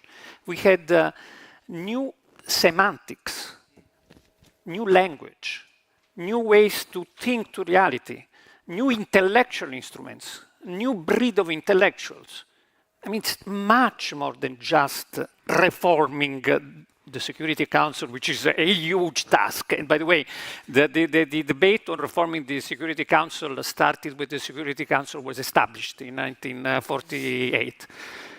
So we need something more, and this is why I underline what Francesco just said. This is a very strong call to the young people, and by the way, to the young countries, because I've been with Chiara, my daughter, in Dubai, Abu Dhabi, and Doha, cousin, very recently, and you see there that it makes a huge difference that those countries have as a median age 22, and in Italy we have as a median age 45. You smell that there is a big, big, big difference in terms of optimism, of enthusiasm, of looking forward. So this is why we really need young people not just be seen as beneficiaries. Oh, this is another thing that I hate, or the people we need to listen. Sometimes Italian politicians say we need to listen to young people. No, it's not about listening to young people. It's probably to you forgo your stupid chair and get some young person to come in your place. No, it's really about you, young people, to make some sort of controlled or not controlled revolution. No, normally young people were about to do such a thing. And a revolutionary class is not just about reforming institutions, it's also about finding new ways to tell things, new narrative. This is another word which I do not adore, but it's about saying things differently. Well, while you were talking, I was just thinking that maybe there is a silver lining for Italy now, because in the US Congress, the average age is 73 years old. And two presidents that are running in 2024 we will have a presidential competition are both between like two people, kind of 80-ish. 82 so and for 85. once, we can be very proud of us, and we should be, because in fact, we are a very incredible country. Before that, Barbara. I have one last provocation for the next generation. Despite the fact that we think we have all the information around, we don't. There is no such thing as full information. And after all, we live in time of uncertainty. And if another external shock occurs, then we have to restart everything again. So just if you present your ideas now, if you think now, big and bold, as was mentioned before by Francesco. Also, be a little bit humble in what can be achieved, be realistic, and I think this is also important that we keep that in mind, not only our generation, but you as well. Thank you. Very well said. Fabrizio. I just wanted to say that I did not mean at all, to bring the discussion on to reforming the National Security Council, but rather,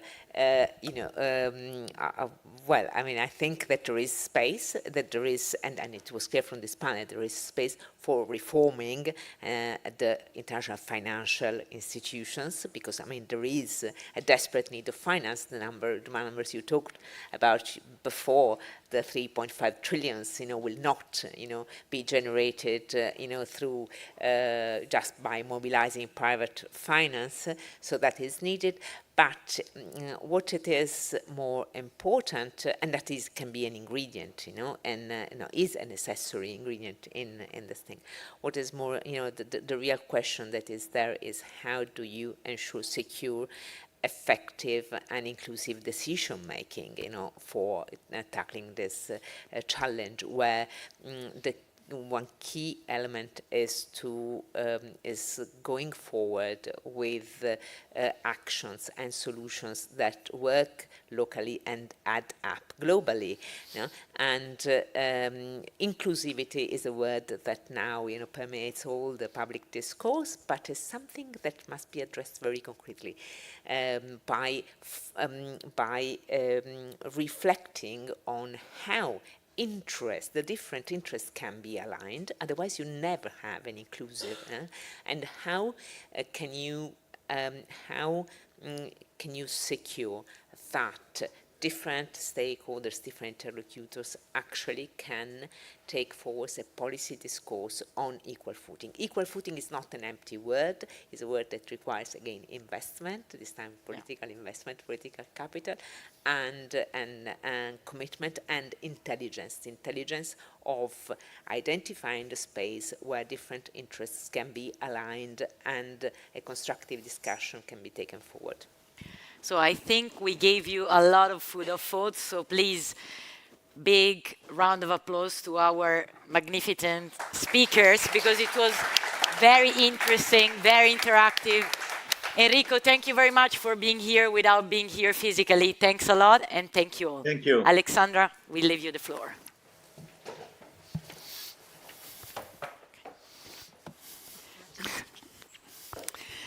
Yes, there's almost lunch, and you must be very hungry, but it's not quite lunch. So please stay with us, because now the four introducers of the four working groups will briefly introduce their topics, and I will start with Tassos, Anastasios Pareas, who will talk about beyond ESG. Tassos, please, would you? Yeah, why don't you come on stage? Because there's a mic here, and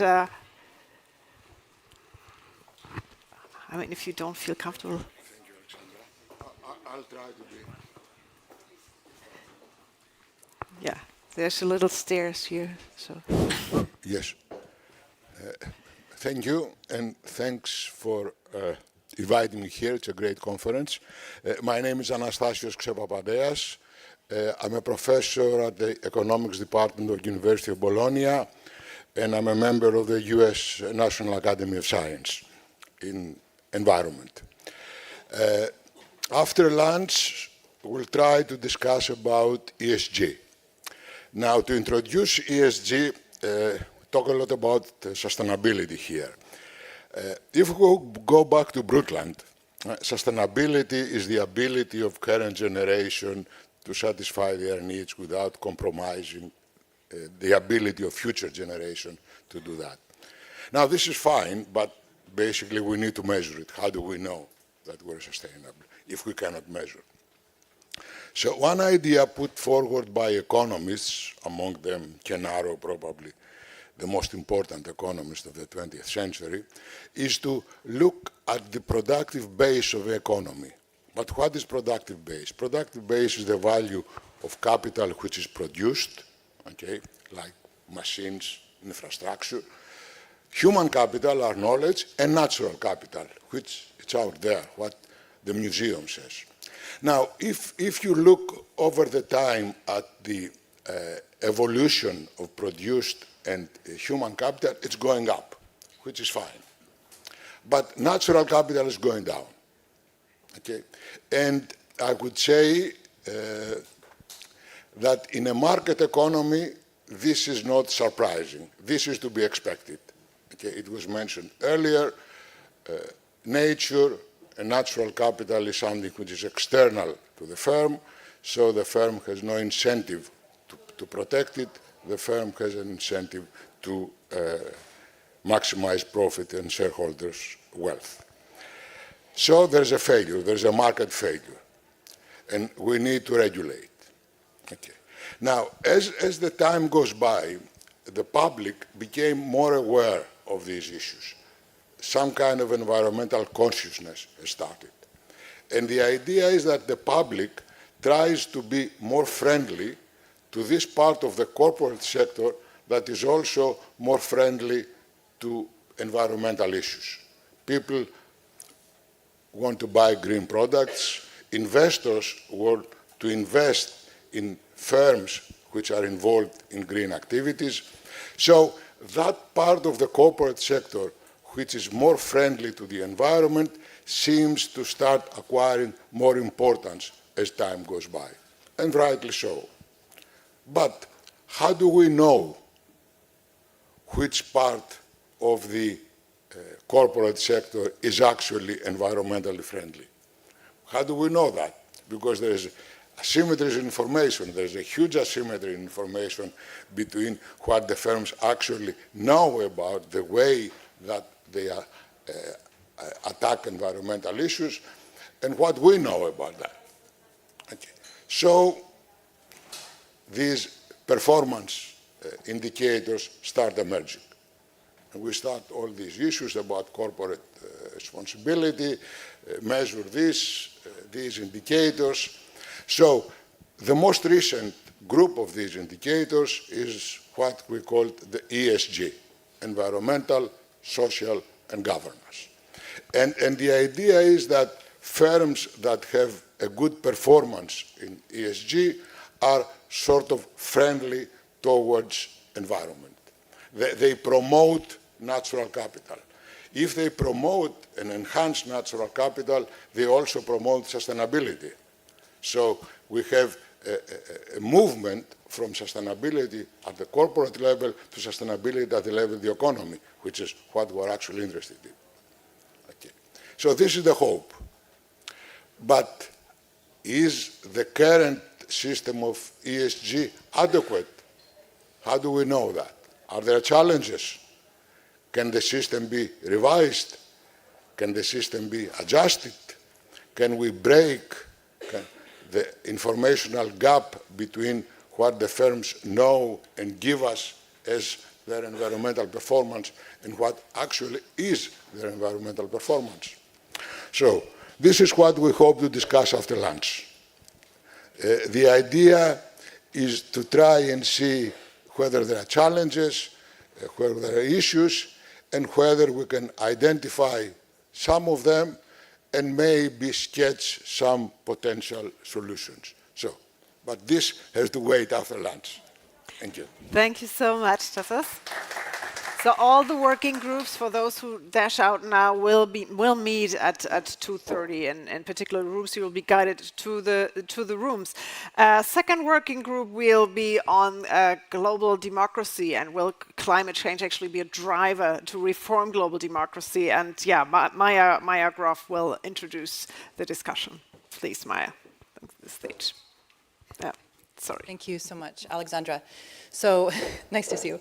So I'm helping to introduce and frame this group, Indeed on Global Democracy, which we feel is also much wider than simply assemblies or even global parliamentary assemblies, but also international rule of law, for example, and really rule of law for climate obligations at all levels. Citizens have this reasonable expectation, or should have this reasonable expectation of accountability, also strong enough public institutions and global public finance and finance at all levels.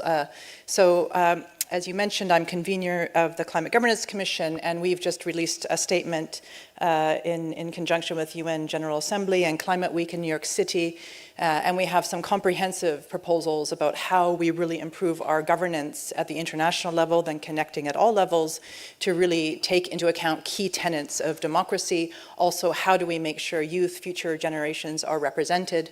So we'll be discussing this in our group.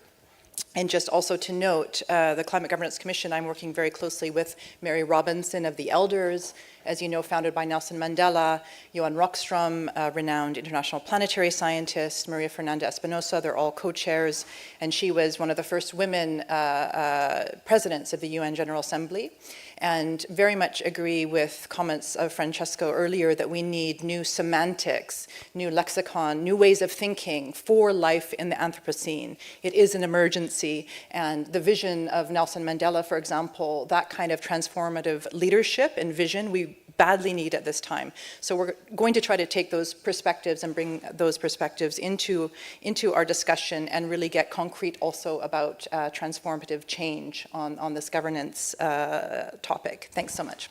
Oh, thanks a lot. So this is strictly for lawyers and political scientists, or is this for everyone?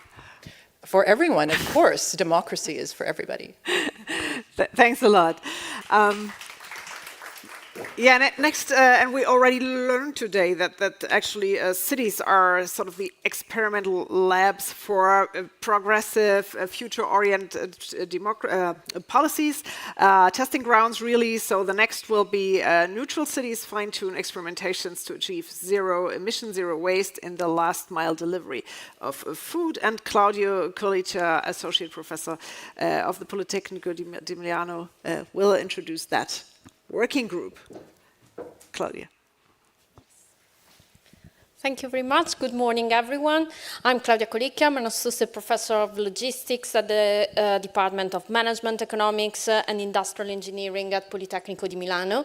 After lunch, we will discuss the topic of neutral cities and possible solutions to achieve the so-called zero waste, zero emission, last mile deliveries. So as we discussed also this morning, the growth of cities is unstoppable, and also the related rise of e-commerce and the need for faster and faster last mile delivery services to respond to customers' needs and requirements, right? So we know that different solutions are under development. These solutions, of course, have to be assessed in terms of economic feasibility on one side, but also on the other side, on the other sphere of sustainability. So not just environmental sustainability in terms of emissions, but also social sustainability and all the related impacts on the wider society. So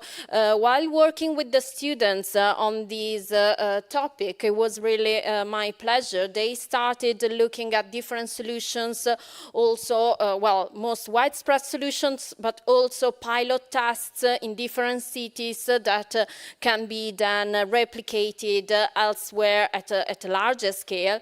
And actually, we have seen that these solutions, of course, have different level of maturity. They sometimes try to use technology as an opportunity, and we know that technology can be an opportunity also to develop new solutions, new innovative solutions to tackle these very challenging issues. But on the other hand, we know that we have also to discuss the trade-off and the balance between technological advancement and also behavioral aspects and different trade-offs in terms of impacts on service level, customers' acceptance, and different economic impact. So we will discuss how is it possible to decouple the increasing number of deliveries, the need for this increasing number of faster last mile deliveries, and we will discuss different trade-offs in terms of economic feasibility, technological advancement, social and environmental impact, and also how is it possible to engage communities and to involve different stakeholders in this process, policymakers, but also logistics service providers, retailers, and of course also customers that can play a key role in the development of this solution, but also in the application of this solution, because when the technology is available, the key point is how to embed this technology within an overall logistics process, and how to measure the impact with well-rounded key performance indicators to really understand which solution is working, which is not working, and then define the way forward. Thank you. Yeah, thanks so much.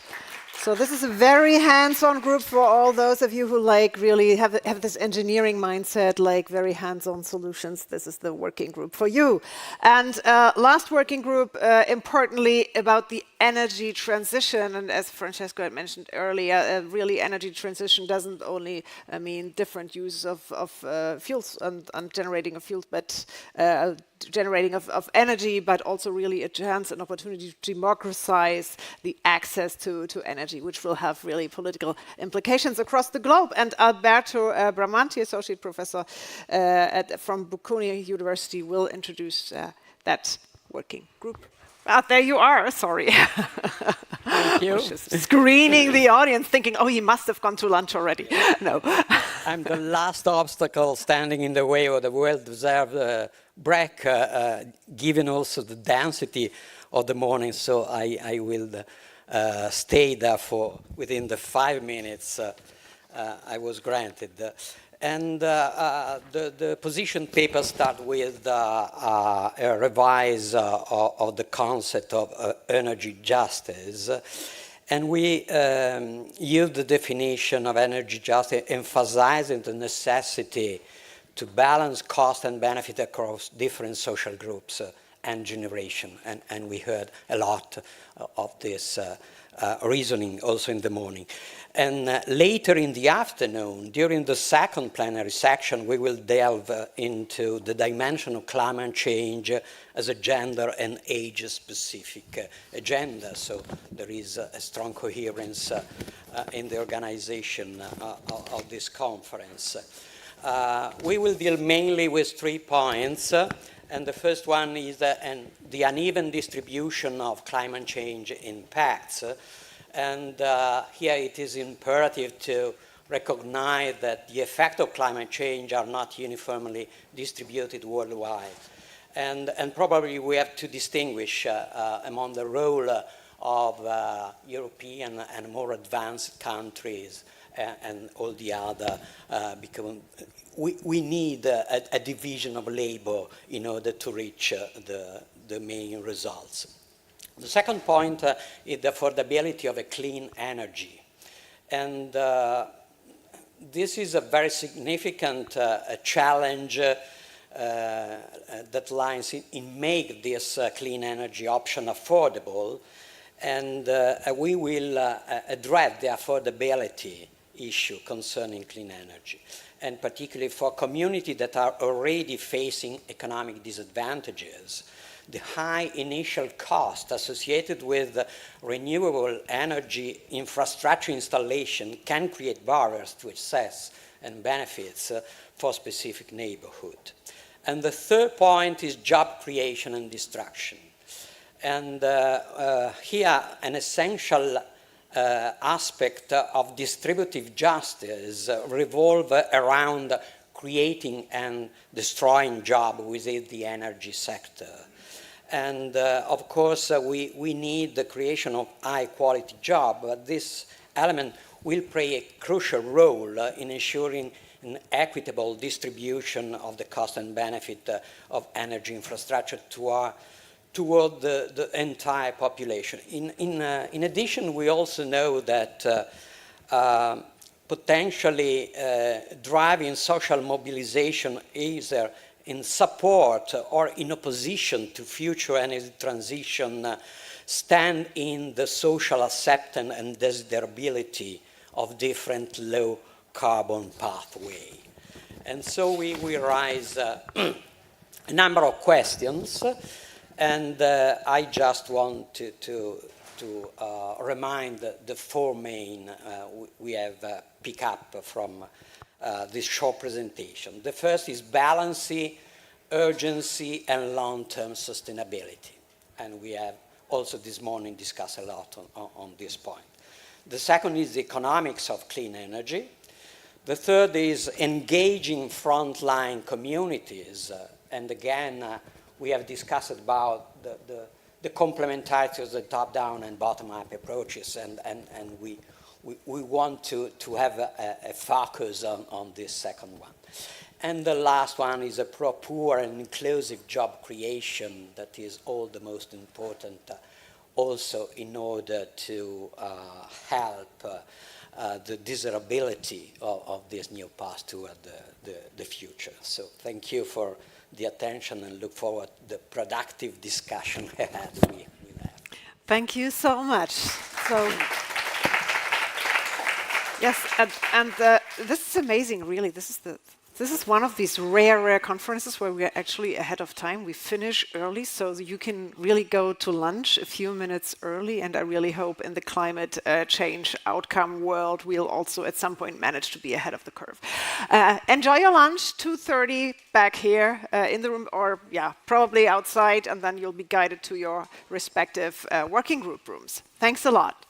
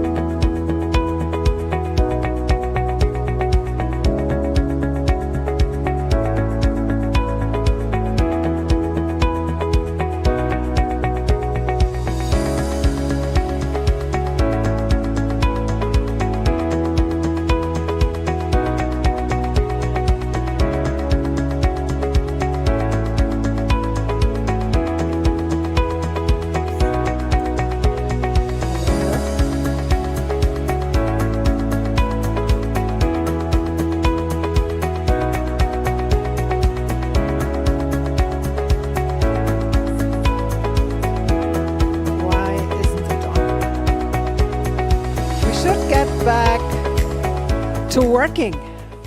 I know networking is part of what a conference like this is all about, and you all have important research to share and discuss and wonderful stuff that you've been thinking about and working on in your institutions, but you will have, that's the good news, time over dinner to discuss this. And we now want to go to the final two plenaries of the day, which are actually plenary 1 and 2 in this order. Okay, so people are taking their seats. I don't know, maybe you can take your coffee to your seat. If you don't spill it, that should be possible. Okay, so without much further ado, and Francesco, you're standing up, so you want to do some introductory? No. Yeah, let's wait for Lisa. Okay, there Lisa is already approaching. Plenary number 1. This is what you've all been interested in, the future of energy storage and grids to remove the bottleneck of renewables. Well, we've talked about renewables a lot, and we know there are ways to do renewables, and it's actually also preferable from not only from an energy and climate sense, but from a democratizing sense, as we learned this morning. But now we are all about the future of energy storage and grids. And Lisa is the chair of this, and I'll hand over to Lisa. Okay. So thank you and welcome back. So we are now at the first plenary session of the afternoon, which is going to be, oh sorry, Suruchi, please. I'm just going to introduce the panelists very quickly. So our panel is going to be on the future of energy, so a very ambitious discussion. And in particular, we will look at the challenges to electrification, electrify the world more, particularly powering this new electrified world with renewables, but there are, of course, hurdles and bottlenecks that we will discuss in this panel. Let me just quickly introduce the panelists before we get to the heart of the matter.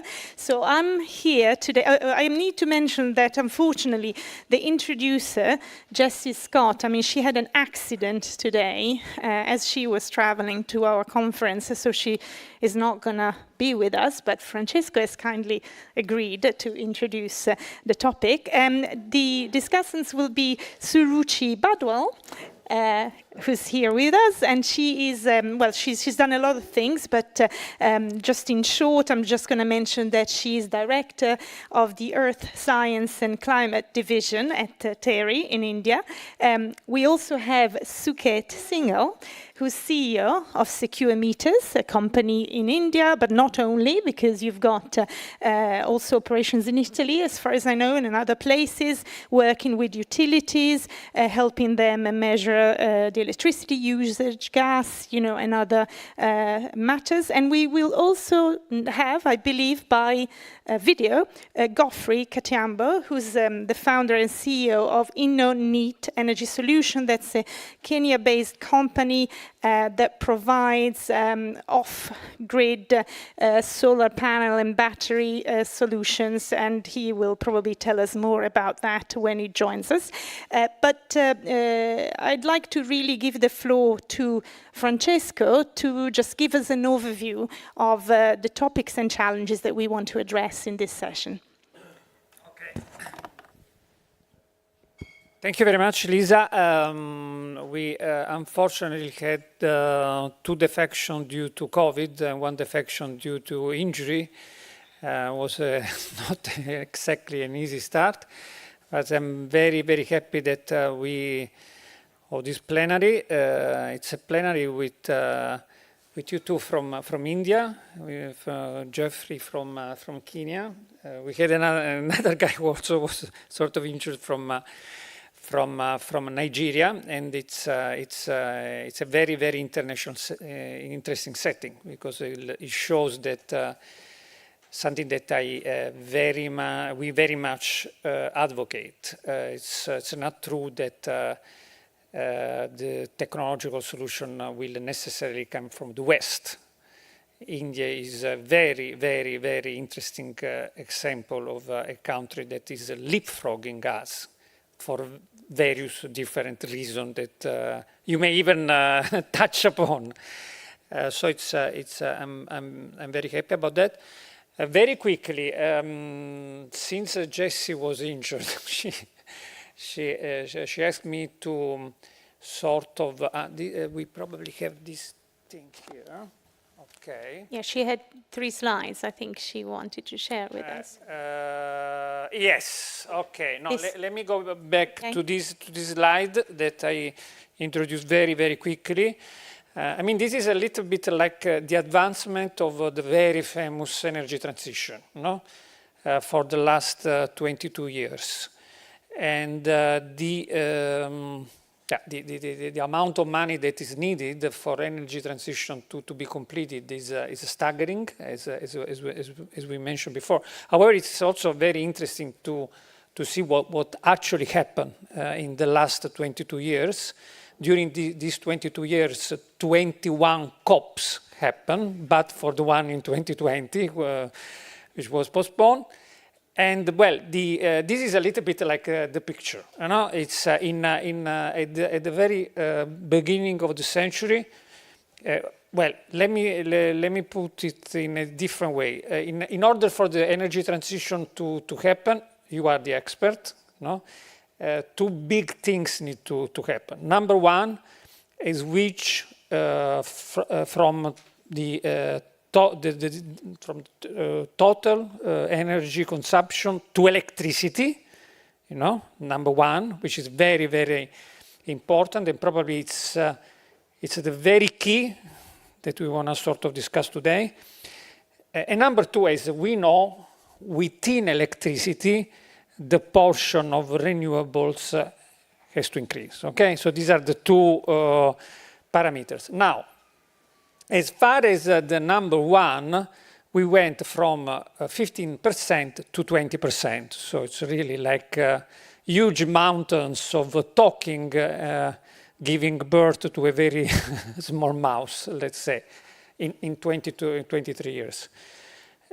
Jessie would correct this figure, saying that in absolute numbers, in fact, the volume of electricity that we consume has gone up a lot, exactly of more or less 50%. One good news is that in the same 22 years, the total GDP, the GDP of the world, went up of 300%. It tripled. So this is a very, very good news in the sense that we are getting more efficient in the way we use energy. However, I mean, the number is that electrification of society went from 15% to 20%. The other thing is the renewables, okay? The sort of fossil fuels, gas, coal, and oil, went from 64% to 61%. So very, very small reduction. Again, big mountains of talking and a very small mouse. There has been a huge increase of solar and wind.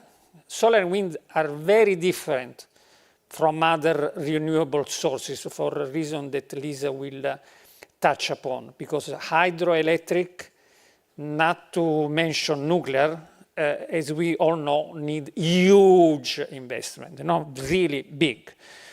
Solar and wind is something that can even become a distributed, this dream, this paradigm of distributed production and consumption. Solar and wind went up from 0% to 12%, which is a big increase. However, in fact, the increase of renewables, more or less in terms of percentage, compensated the decrease of the percentage of nuclear. So nuclear went down, and the renewable and the solar. So this is the picture. The overall picture is that the energy transition that we have been talking about for 25 years is still in its infancy. Within this picture, and I will stop, the difference among countries is also very big. As we mentioned before, Norway, Kenya, Brazil are getting more than 9% of their consumption energy from very different renewables. In Brazil, hydroelectric is very important, etc.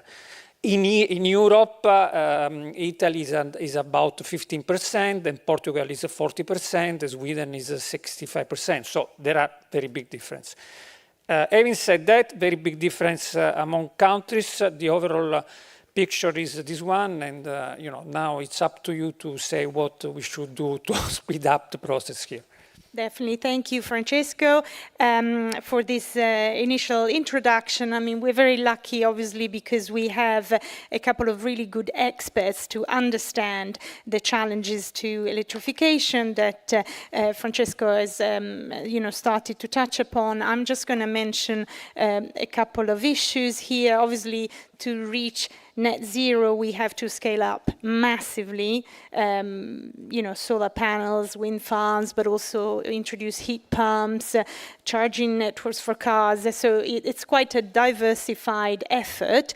And also the distribution of the energy which is produced or needed, I mean, it's also different because often the source of energy is located with the source of clean energy. So we're talking solar and wind, especially in Europe, can be located far away to where the energy is most needed. And I'll give two examples. I mean, Italy, for instance, the industrial north has less sun than the southern part where, solar farms are or should be even more. And when we think about wind, the wind is strong obviously in the North Sea or, in the northern part of Germany, for instance, but the industrial part is, located hundreds, if not thousands, kilometers apart, far in the south. So you kind of need a different, you need to build different transmission systems. And also, as Francesco was also touching upon, the system can be very distributed. And again, I'm thinking of solar panel, but our experts will tell us more about. So maybe we can start, from Suruchi, to have a bit of an overview of the key bottlenecks. I mean, obviously the electrification, global electrification is a challenge, but what are the key immediate bottlenecks that, in thinking between now and 2030, for instance, not even 2050, we should definitely focus on? Thank you. I think I would begin by saying that, it's a key sector that we basically discuss with regards to issues on climate change. And it's but an obvious with the overview slide that was just presented that, the 60% to 80%, which varies across countries, the emissions are coming from this particular sector. And therefore, most of the consumption that we see is from the electrification area that these emissions emerge within countries, largely concentrated on usage within industry, the residential sector, and the transportation sector. Now, over time, this consumption is going to increase multifold. For example, in countries like India, I do not think so. We have, provision of electricity to all people in the country. And therefore, we do expect that within our country also, the demands are going to increase and the supply is going to increase over time. Now, whether the supply is going to come from renewables, or is it going to again be based on traditional fuels of coal, oil, and gas, is something that we would need to basically debate and also see whether we would be able to basically convert. The huge challenges basically then therefore emerge in terms of greening the entire electrification process in the country. And first and foremost is to do with the costs that are related to it. There are huge amount of resources. It means investment that is needed to be able to increase and convert, feed the grid with the renewables, generation from renewables, and on the other hand, also invest in upgrading the infrastructure itself. There are numbers that are there out by IEA, which talks about trillions of dollars required for meeting the net zero goals. In India alone, we have made an estimate that this may require $200 billion, to the tune of $200 billion, to meet our net zero goals that we have basically defined for 2070s. So I basically would conclude by saying that one of the bottlenecks clearly comes out with regards to investments and infrastructure, both for infrastructure upgradation, but also with regards to scaling up of renewables and feeding to the grid. Besides that, also focusing on enhancing storage capacities would be an important element to consider. Right now, we do not have technologies that give us storage capacity for a longer duration. So investing in technology and technology upgradation would be another area that we would need to look at. And then, of course, basically, considering all these aspects, seeing how we could basically contribute to the overall goals that have been set at the global level to meet our NDCs and the net zero goals that we have set for ourselves. Thanks, Suruchi. I also see that we have Godfrey up on video, so welcome, Godfrey, to this panel. So obviously the financing question that you have raised, it's extremely important, and we definitely want to address that. But because, I mean, the numbers are huge, as you said. I mean, just for the grid, I've seen some IEE number saying that basically we need to double the investments just to upgrade the grid, and that would mean going from the current 330 billion a year globally to 700 by 2030, which is an enormous amount. But I was just wondering whether there are other maybe bottlenecks. I don't know whether Suket or Godfrey want to touch upon, which regard the supply of the materials that are needed for renewable networks. I mean, for renewable for instance, solar farms, wind farms. I mean, there has been quite a focus recently on, critical materials and, how to sort of easily access those lithium for, storage batteries. I don't know whether any of you want to touch on this topic. I don't know whether Godfrey or maybe Suket want to sort of talk about that challenge as well.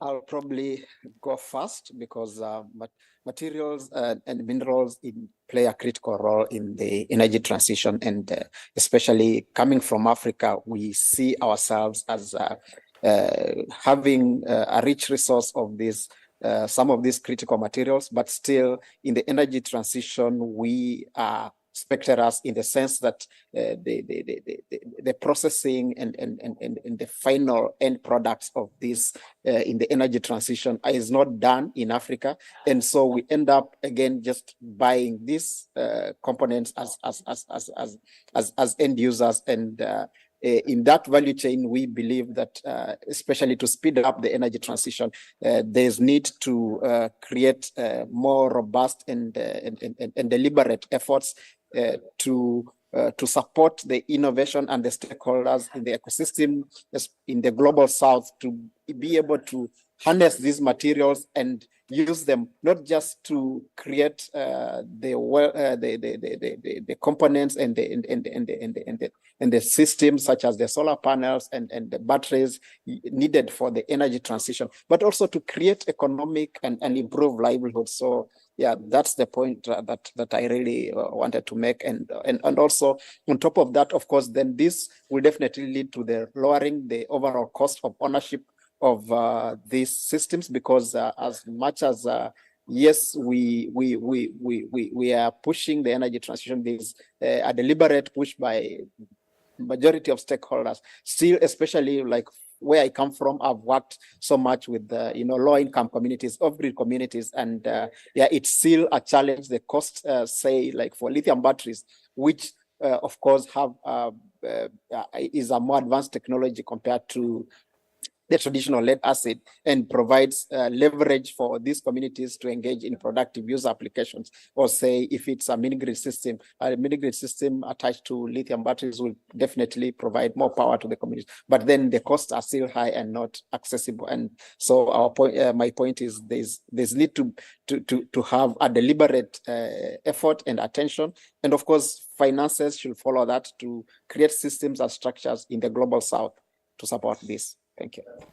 Okay, thank you, Godfrey, for your initial comments. Suket, I thought you also, sorry, do you also want to follow up on this question? Yes, I can.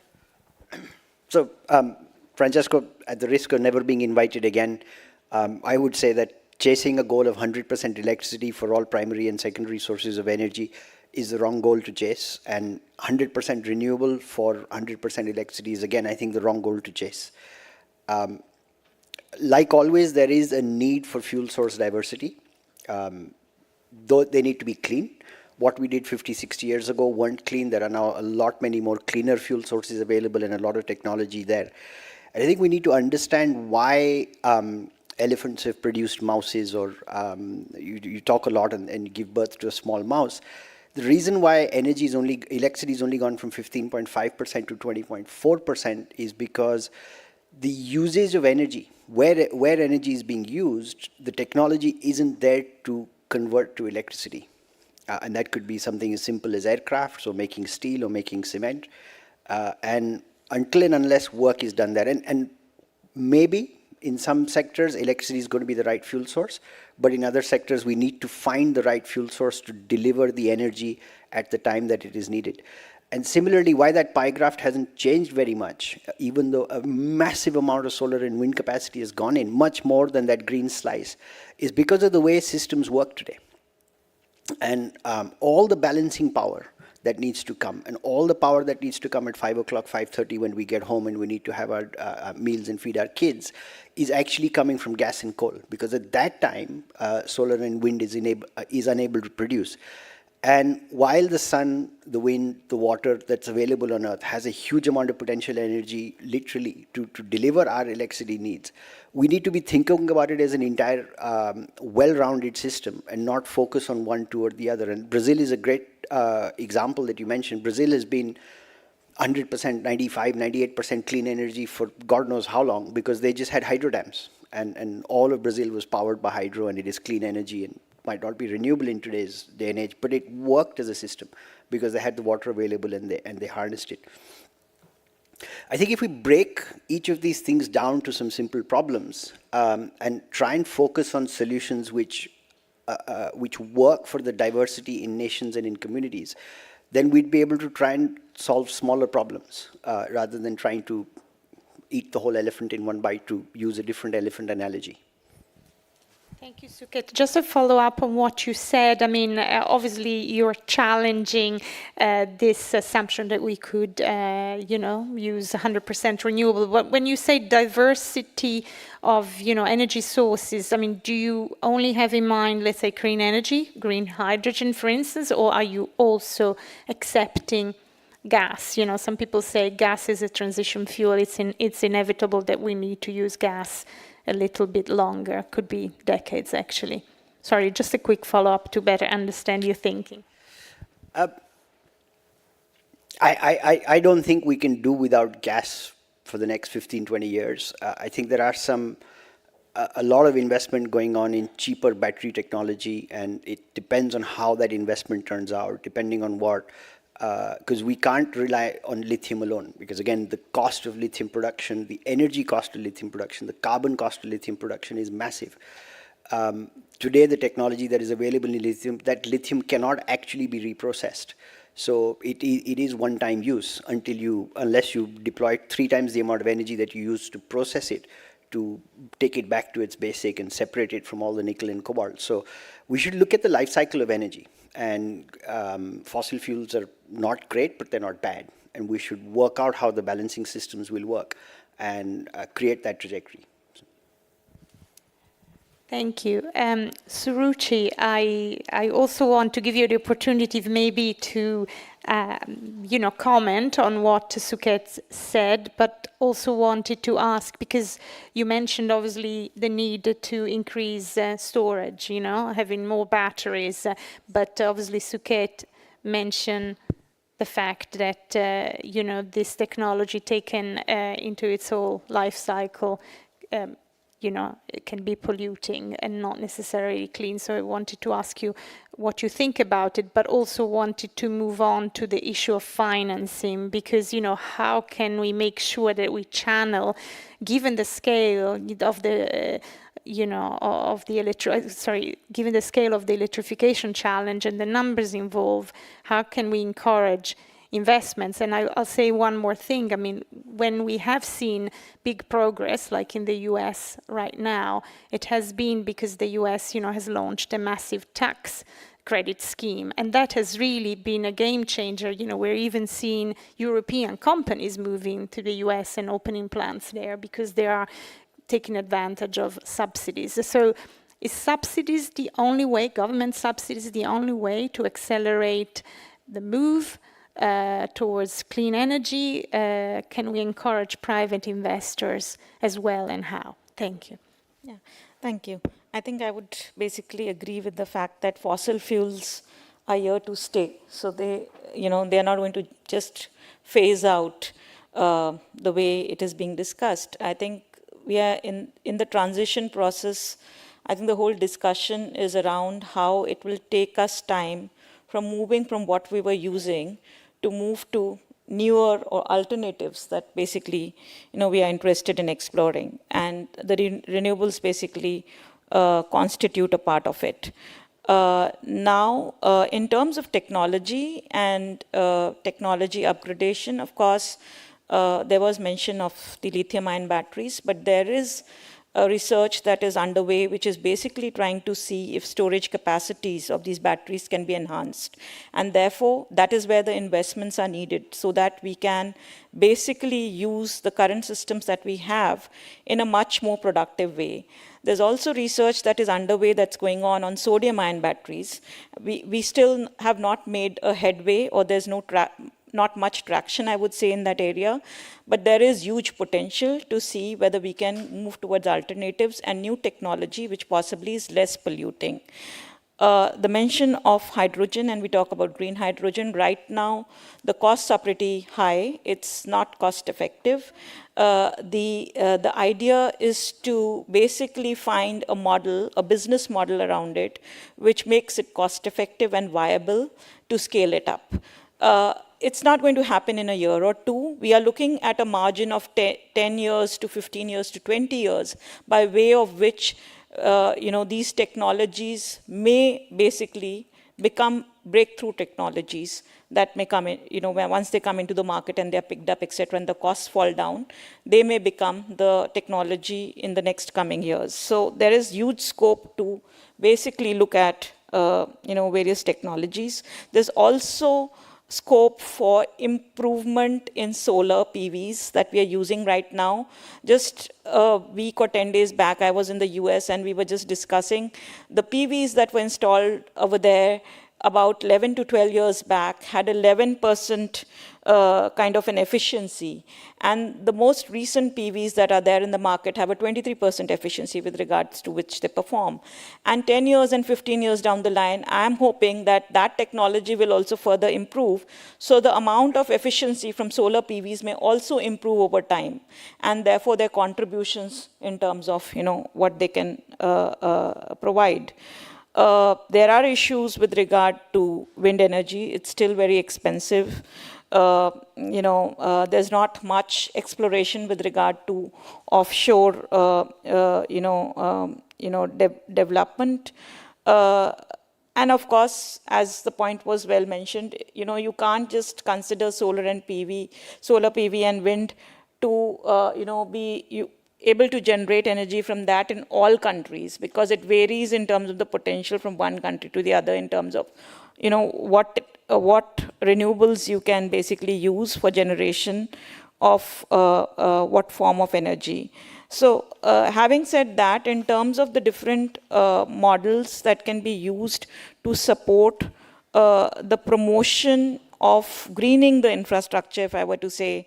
So one definitely is the subsidies and the incentives angle that we look at, but also huge potential for public-private partnerships that basically can be developed for enhancing renewable energy capacities and seeing, you know, if, you know, we can have a larger share flowing into the grid.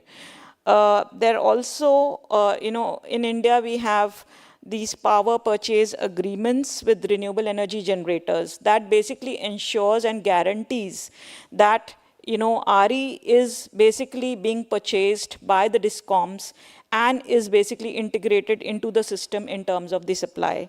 So there are different ways and models that can be explored by different countries to basically see how they can promote and enhance the feeding in of renewables into the traditional, you know, energy generation capacity.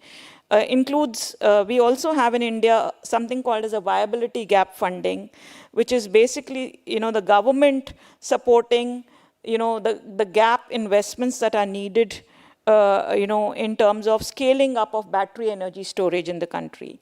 So, you know, there are different models that basically can be explored with regards to supporting the entire system and giving it a boost to scale up the, you know, its uptake, you know, within the system. Thanks, Suruchi. Just let me go quickly to Godfrey, who's on video here. Again, I mean, on the issue of financing or encouraging, let's say, the channeling of finance towards innovative renewable solution. As an entrepreneur based in Africa, I mean, what best practices could you point to? You know, what from your experience or what, from what you see around you could work in addition, obviously, to what Suruchi just mentioned now? Yeah, thank you. Suruchi has really extrapolated very well on the financing mechanism, but I think just a point to add is to ask stakeholders and players in the energy transition to also be more innovative, to also look at the end user financing, and these end user or consumer financing or subsidies basically, I think, will help in creating demand for these technologies, because yes, it's good we trying to create to develop and invest in these innovative technologies. We're investing in, say, take the example of e-mobility, and we are coming up with all these good innovations around e-mobility. But if we don't incentivize the consumers, the end users, to experience and have an experience and try out these things and be able to create a kind of demand for these technologies, it's going to take some time for these innovations to actually be adopted in the market. And so as an entrepreneur, I think what is lacking and what we are pushing for is also innovative, because of course on consumer facing side, we need to be more innovative and proactive, but create investment and financing mechanism and subsidies that enable these consumers, from both commercial and industrial consumers to household and individual level, to also then create a demand for these technologies and have an experience with these technologies. Thank you. Thank you, Godfrey. So we have touched on the importance of, you know, channeling finances towards, you know, greater efficiency of technology, like in storage capacity, improving the efficiency of solar panels. But with Suket here, I wanted to go back to the grid, to the distribution and transmission system, which is so crucial for the electrification of society. And just wondering whether you feel, Suket, that right now the financing that is coming to this segment is targeting the right bottlenecks or not, and what can be done to address any imbalances? Okay. Yes, I think there's two big opportunities here, both in the transmission grids as well as the distribution grids. CGRE, which is the Association of All Electricity System Operators in the World, 2022, published a report which said if you actually converted the world into 7 grids, you would get a 30% reduction in investment needed to get to net zero. The challenge with electricity has always been matching demand and supply. That will continuously remain the challenge. However much you get in storage, there will always be a challenge of matching demand and supply because there is a cost to matching that. And the reason why Europe or India are very effective as grids is because there are pipes which are connecting countries together. And I think that's a huge opportunity which we should be chasing. Unfortunately, those pipes are not big enough. Those pipes are too small. So when you want some balancing, when you want to match the volume that you need to get to demand and supply matching, you don't get that. You do get price matching because as soon as in a free market you open up a tiny hole, prices reach parity, but the volume that is needed in order to cause that balancing isn't there. And I think that's a huge opportunity that we should chase. It's a pretty low cost opportunity. Secondly, on the distribution networks, which are things that come into your home and our workplace, a lot of investment in the last 20 years has happened in generation, and some investment has happened on the demand side, on demand side reduction, on energy efficiency, all of those sorts of things. But the piece in the middle, which is the distribution networks, has remained heavily underinvested. And today, it's already a bottleneck, and it's becoming a faster and faster bottleneck. The ability to connect, whether it is rooftop solar or medium grade solar or electric vehicle chargers, it's becoming incredibly difficult for distribution network operators to connect those up. And we just haven't even invested in the measurement and the analysis and the right tools in order to make those decisions effectively. Because the old heuristics don't work. In the old times when distribution networks were built, they were built for unidirectional flow, they were built for radial flow. All of those rules have changed now. Power flow is bidirectional, power flow is non-radial. So if we invest in measurement and analysis of the distribution networks today, whatever money we spend can be spent in core areas which we know are big bottlenecks, rather than trying to do a carte-blanche spending across the whole network. Thanks. We are going to have the opportunity also to answer questions from the audience. So maybe start thinking about a question. I mean, we'll do that in a couple of minutes. But before going to the audience, I just wanted to raise maybe one let's say, social bottleneck that we maybe have not tackled. I mean, we've tackled, the financial bottlenecks, technology, sourcing of materials, but there is sometimes a social bottleneck in as such that there is a pushback from the population, the NIMBY phenomenon, for instance. Not everyone wants to have a wind farm, that they can see from their house. Not everyone wants to have a solar farm just, on the back of their, I don't know, behind their farmhouse. So there is that sort of pushback, and I seem to see right now a general pushback towards the transition because of fears, that the transition will be costly, that jobs will be lost. But in particular, when it comes to the NIMBY phenomenon, how do you think we could address that particular, let's say, social challenge, if you want? I don't know if who may want to answer this question. I'm sort of asking any of the panelists to help me. Suruchi, thanks. So I see it more of an issue of raising awareness of people and possibly also focusing on behavioral sciences, wherein I think people need to understand now that we cannot continue the way we have been continuing with the world. And all that we consume basically has an impact. I'm more a person, actually, my background, I work on adaptation and climate resilience, and I know the consequences of climate change that we're talking about. 2 decades back when we were talking about it, people there were many skeptics. People didn't believe what we were saying.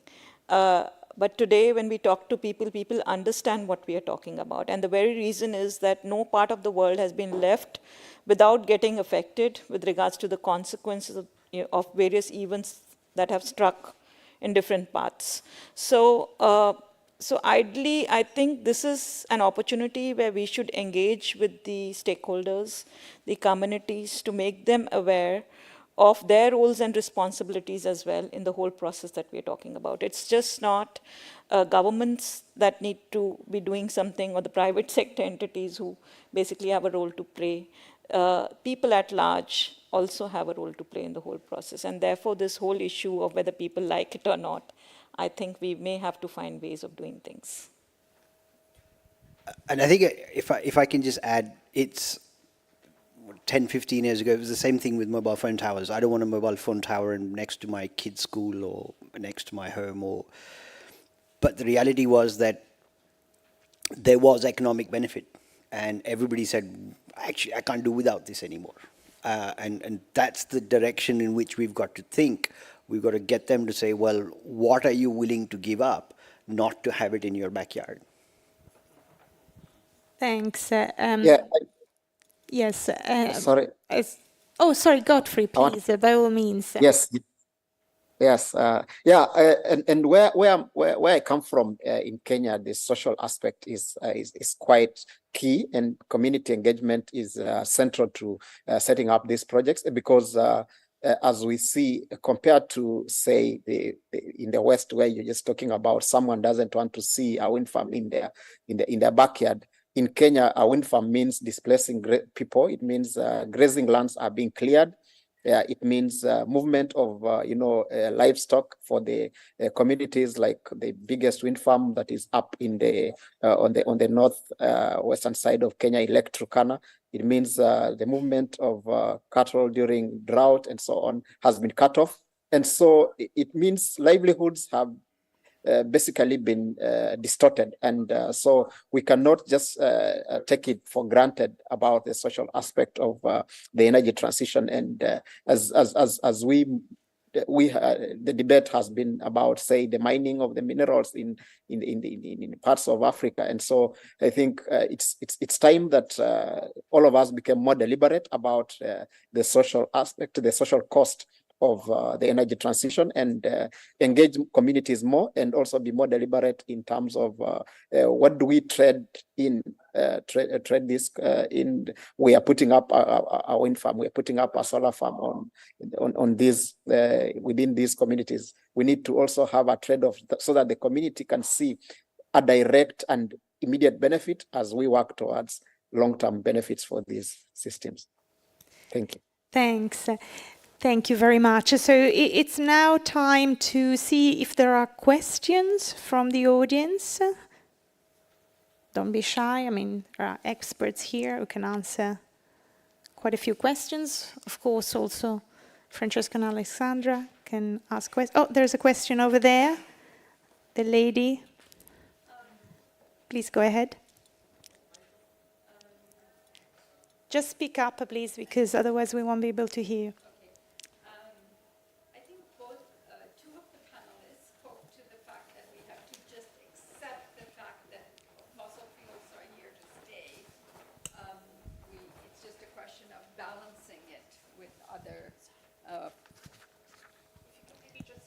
Repeat the question, okay. Two of our panelists had indicated that we have to just get used to the fact that fossil fuels are here to stay. It's a matter of balancing it with other energy sources. I'm wondering if you could speak a little bit more to that point, because that's very disappointing, I think, for the rest of the world. I don't. You want to go first, or you want me to go first? Yeah, go ahead. So I don't think we should be disappointed. I think the key is net zero. We're not aiming for zero. If we were aiming for zero, that would be a very, very different goal. So we should not be disappointed. The reality is that the world has got to go on. We've got to make these transition challenges. And we're trying to change a system that was developed 120 years ago, and since the Second World War has seen hardly any change. It's been so stable that for the last 70 years, it's had to see 80 years, it's had to see no change. And now we're trying to transform that system in the next 12 years.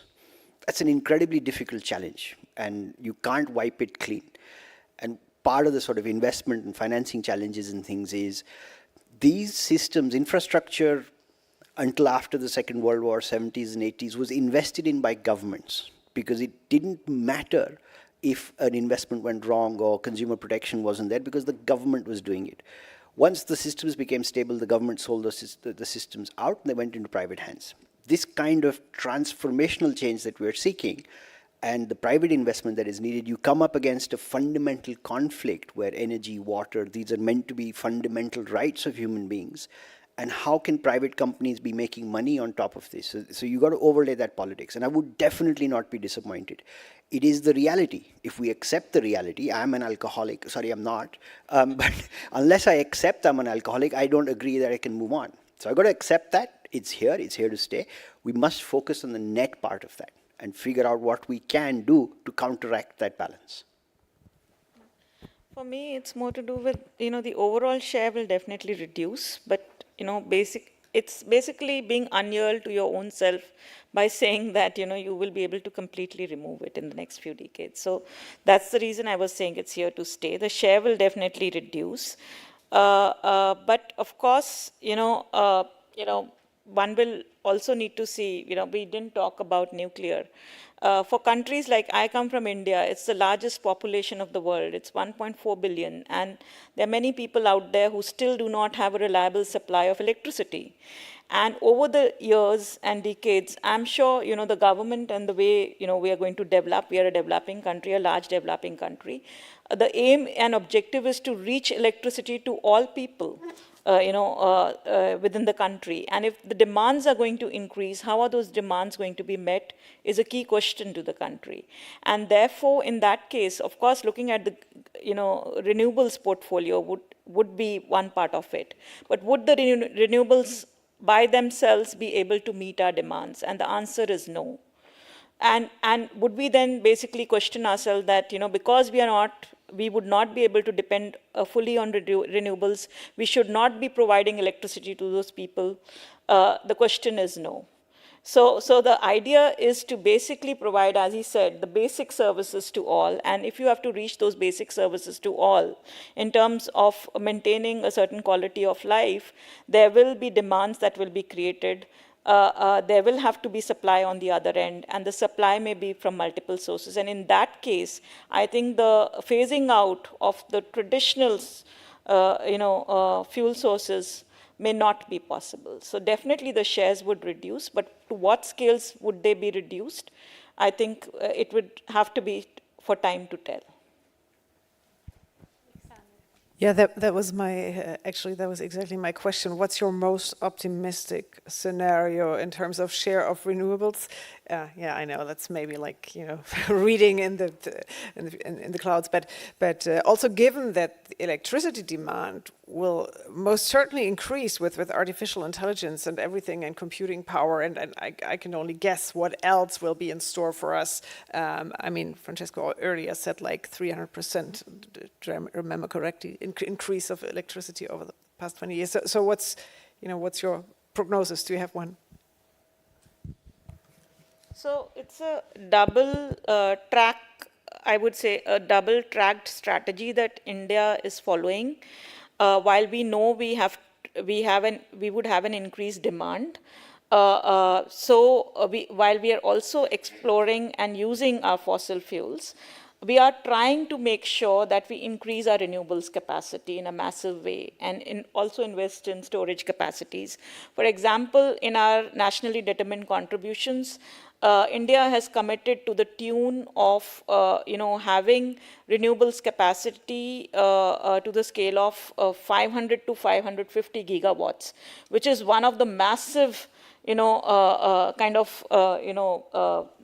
ambition that the country has basically put forward in the world. If you compare it with other countries, it's quite a big scale that the country is talking about in terms of, increasing. Right now, if you look at where India stands with regards to its, total renewables capacity, it's somewhere around 173 to 75 gigawatts. We are in 2023 right now, and we have about 6.5 years to go when we have to multiply that by 3 to 4 times, because that is our 2030 target. And therefore, we are trying to move on both the tracks right now, and possibly over time, the share would be considerably low from the traditional fuels, but definitely, it'll be a phasing out process over time. And I think there isn't, you can model this till the cows come home, and every model will give you a different answer. The one rule of thumb that exists is solar plants and wind plants. Their utilization factors at the moment, if you push them, are for solar is about 20 to 22% on average, and for wind is about 22 to 24%. So to expect generated energy to be much more than that would be difficult to imagine. The cost of doing that would be very huge. So we can imagine that we're approaching that sort of breakpoint, and that's why bioethanol, biogas, all the other fuels need to be looked at. And sort of just carrying on from there are fossil fuels like black coal and things, they should be on the first priority to get out because they are the worst in emissions. But things like gas and all of that they're not great, but they're not bad. Thank you. And thanks for the question. I was just wondering, Godfrey, do you want to add anything? Or, I mean, again, on this kind of projection and the estimates of what could be, still the proportion of fossil fuels, or if there is maybe another. Oh, sorry, there's lots of questions. So let me try and take them. Maybe we can take them one after the other and see who can answer those. Yes, thank you. You mentioned that our target is net zero, but net zero implies negative emissions. Right? So how do you see the technologies that will provide negative emissions? Okay, so that question, just one second, I'd like to, there's another question at the back, I'd like to take that as well, so that we can try maybe and answer both, as I'm mindful It's almost of the same question, but it's sort of, so I agree we should talk about net zero, and we know that some sectors and some countries will not be able to proceed as quickly as others. But we have a limited carbon budget, and net zero means that we will have to find technologies that take carbon out of the atmosphere, or CO2 out of greenhouse gases out of the atmosphere, in order to get to net zero. So exactly, what technologies are there, and okay, thanks. So related. There's one more, two more. Okay. And also what I wanted to add on is that I think that net zero is kind of a medium strategy. There are more and more scientists that claims that we have to be net negative in the long term. I know that now probably we cannot see the future in that long term and know how innovation will drive us, but I think we still need to take into consideration that. Okay, thank you. And sorry, one more. So my question's not as related. So earlier you guys mentioned finding a business model to match the higher levelized cost for hydrogen. And my question is, what are your thoughts on utilizing green hydrogen for urban mobility and long-haul logistics, such as for large vehicles like ships and airplanes? That is to say, whether or not you would think it's going to be a reality in the immediate future, and if so, do you think it will come before or after the other developing transport technologies such as fully autonomous vehicles? Okay. Sorry, it's a little bit loaded. Yeah, no, that's okay. Obviously, I'm mindful of time, so we have to be try to be succinct in the answer. So the first was about the other technologies to get to net zero and maybe even negative net. Who wants to take that? Godfrey, do you want to, or hydrogen also?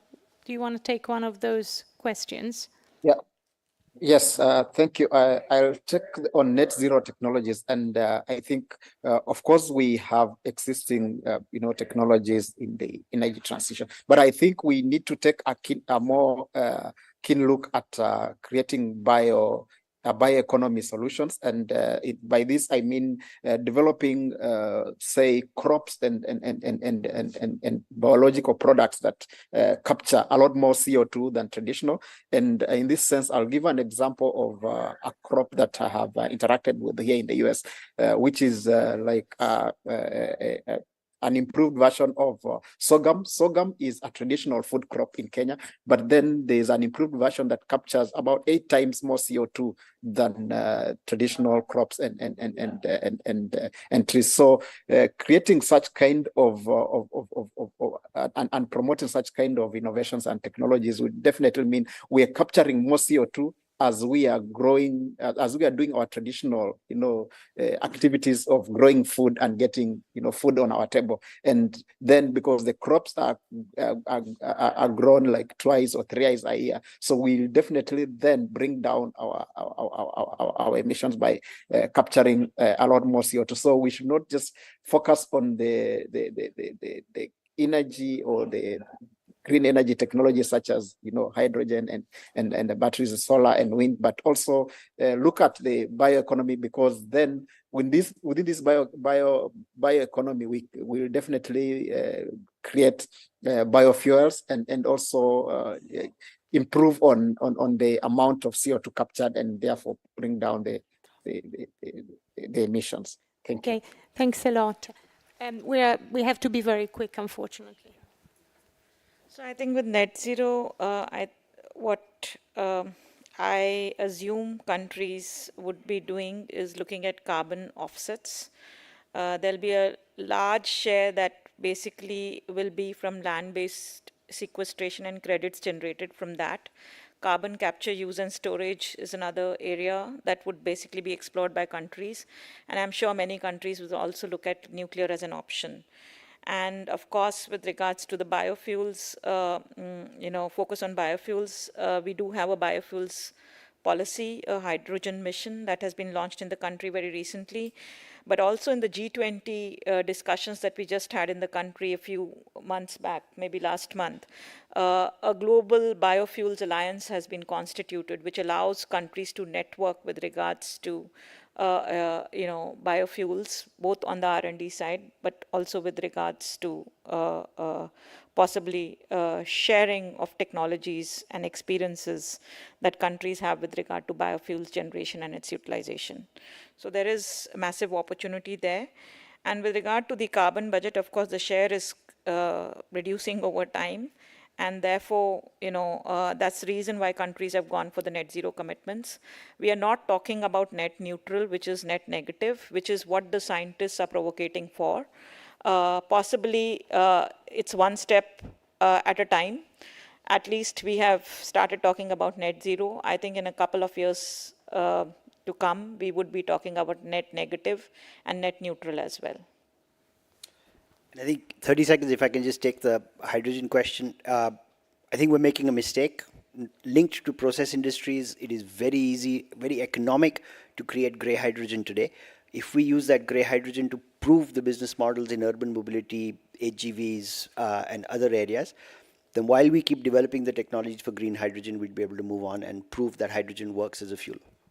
Okay, thank you. That was very fast. I'm sorry, we went a little bit over the time allocated, but this was a fascinating conversation. So thank you very much to our panelists, Suruchi, Suket, and Godfrey. Yeah, thanks a lot. And remember, there's lots of time to talk about this over dinner, and there will be reports and summaries, and we'll continue the conversation. Let me announce our last panel of today. And if someone has to sort of sneak out before, which I don't recommend because it's an important topic, we will start the tour and going to dinner meeting at 7:45 in the hotel lobby. Someone will pick you up there. I hope I did right. Yeah, 7:45, 1945.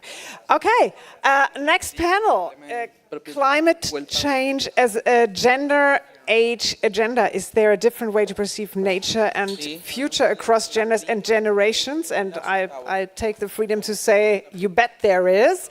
And I have Alexander Janio ask him up to to the panel to chair that conversation and introduce the panelists. Thank you, Alexander. Hello, thank you. Thank you so much.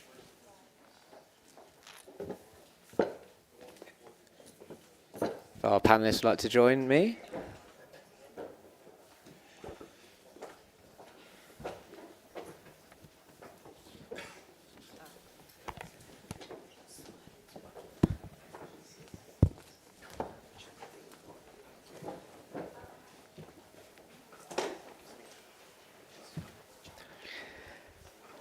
Great, we're all here. Great, well, brilliant. Well, thank you very much for joining us. My name is Alex Jagnon. I am the Senior Investment Correspondent at Sustainable Views, which is part of the Financial Times Group. We write about ESG policy and regulations, so if that's your thing, please check us out. Now, our session today, we're going to look at climate change, how it affects people in different ways, but specifically on gender and age. So this panel will focus on the different perceptions of the urgency and gravity of the crisis across gender and age. We did touch on age earlier this morning. I think even the word revolution was mentioned, so I look forward to picking up that theme. And we're going to have some presentations, discussion on the stage, and then throw open to Q&A if we've got time. I'd like to introduce my fellow panelists first. Well, I'd like you to introduce yourselves, actually. Simone De Battisti, head of Hokuto Network. You have some information at the end of the papers in your folder. I'm Paola Profeta. I'm a professor of public economics at Bocconi University and Dean for Diversity, Inclusion and Sustainability.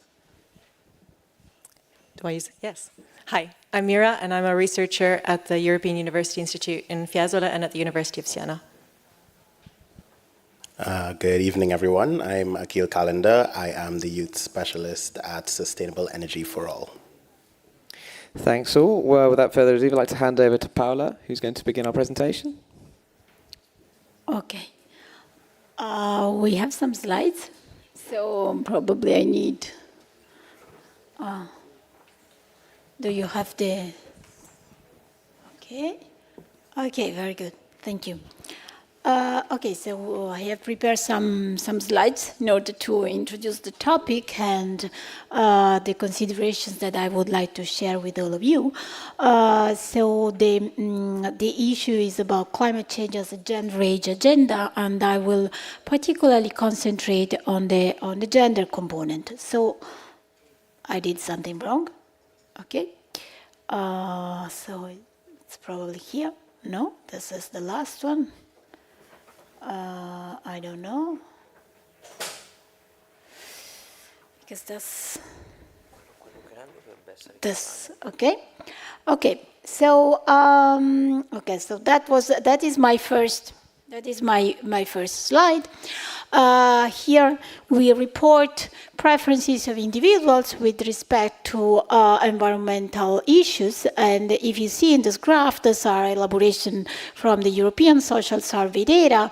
The question is it important to care for nature and the environment? And there is some gender difference. So if you see across the different countries that I have collected in this graph, women tend to agree more than men to this statement. So the difference is not huge, but there is some difference, and typically women care more about nature and environment. This is true more or less everywhere in all the countries analyzed. A second question is the following: does economic growth always end up harming the environment? So on the same page, and again there is a difference by gender. Here women again are more concerned about the consequences of economic growth for the environment. So there is a gender difference. The difference is not huge, but it tends to be significant. So it seems that women care more than men about environmental issues. So I have a couple of more data. This is for Italy, and again is from the European Social Survey. And the question is: I feel personal responsibility to reduce climate change. So again, more than 50% of women, exactly 51.6% of women versus 48.5% of men, agree with this statement. And when we move to limiting my energy use reduces climate change, the percentage of women who agree with the statement is 63.6%, is much larger than the male one. So they all go in the same direction, that there are differences in terms of individual preferences, with women more concerned about environmental consequences. And the second type of evidence that I would like to provide when we go to policymakers, so people who are deciding, who are making the decisions. So this in particular is some evidence that we have collected looking at the comparative candidate survey. So basically here are candidates running for national parliamentary elections in several countries of the world. The countries are specified here. And there are many questions asked to these candidates, in order to capture their preferences and their attitudes with respect to the policies and the issues. And here the simple question is, stronger measures for the environment should be taken.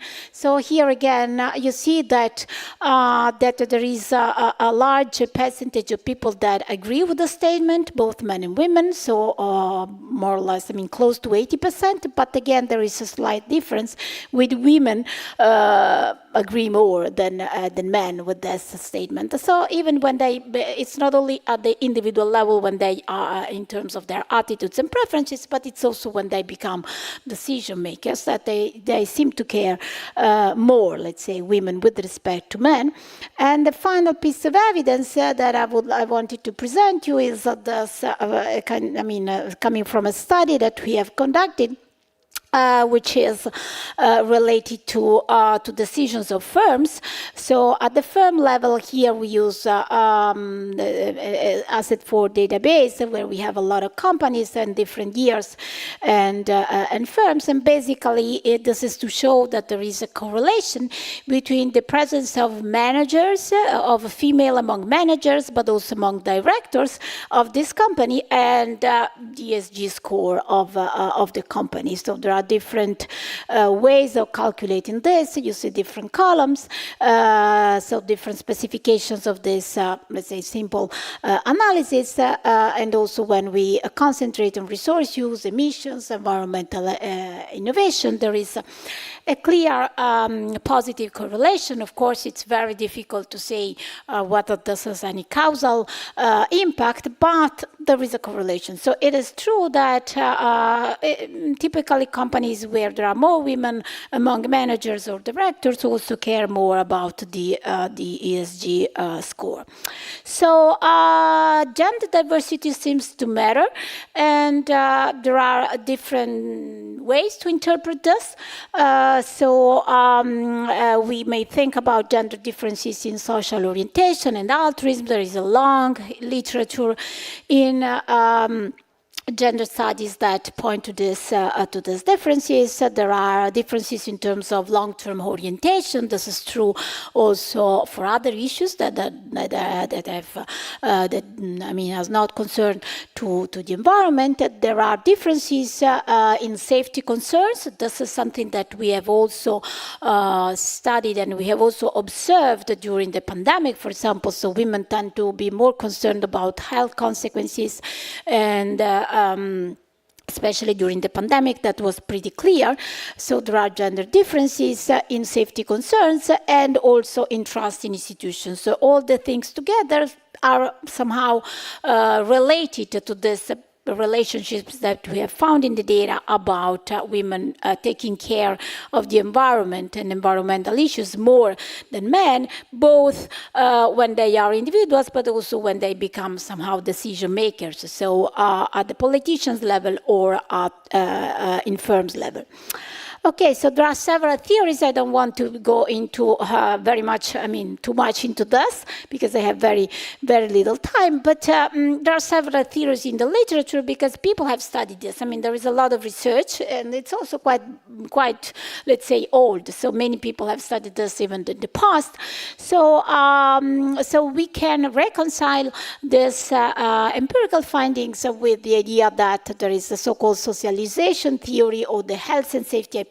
They both predict the fact that women being directly caregivers, I mean, they have this role predominant with respect to men, they tend to be more nurturing, more protective, more cooperative, more compassionate, because somehow this is their,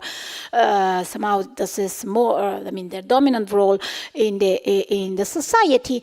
And also this nurture orientation leads them to be more concerned about health and safety issues. So that's a kind of cultural,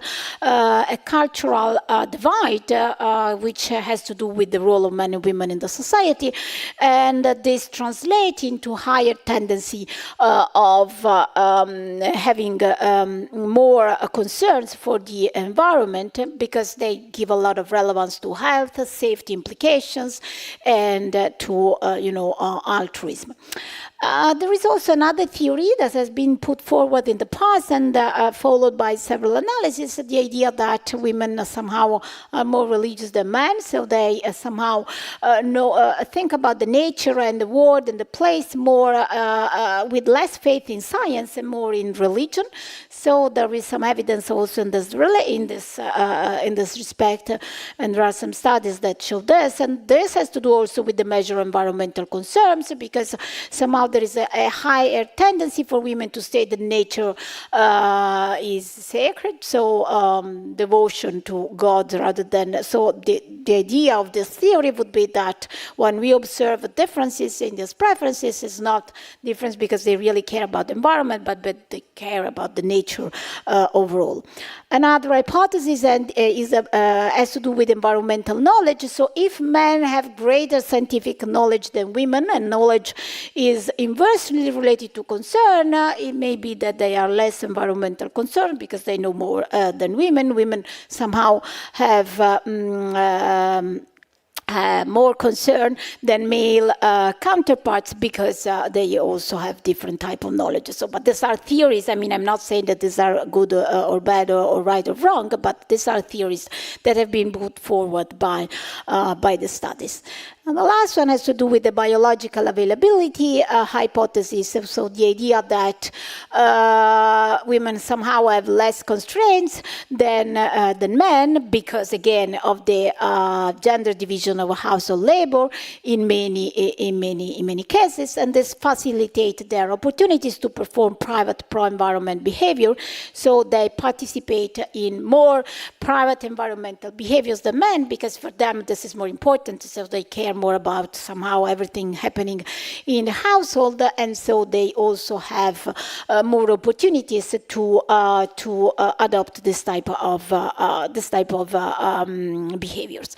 So these are theories that have been put forward by several authors in the last decades, and they try to somehow rationalize the evidence that we have found that there is differences between men and women in the environment, in taking care about the environment, and also not only when they express their own preferences, but also when they become remain when they become policymakers or they become decision makers, for example, in firms.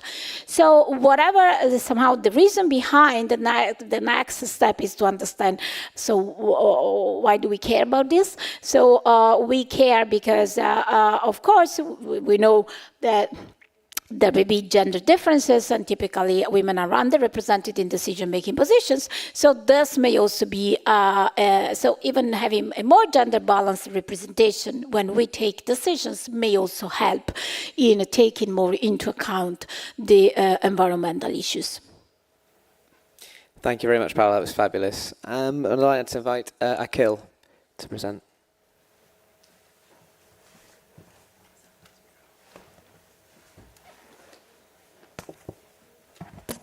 Thank you.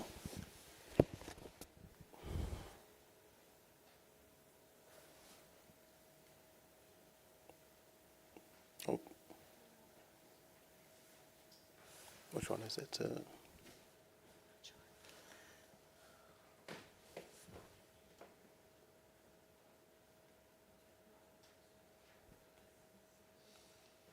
on. Yeah, we have a problem.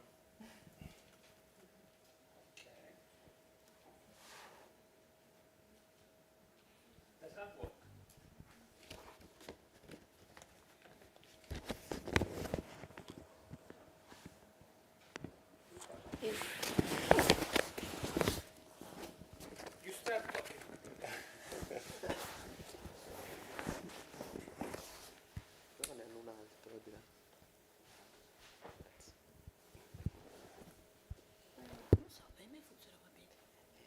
You just missed it.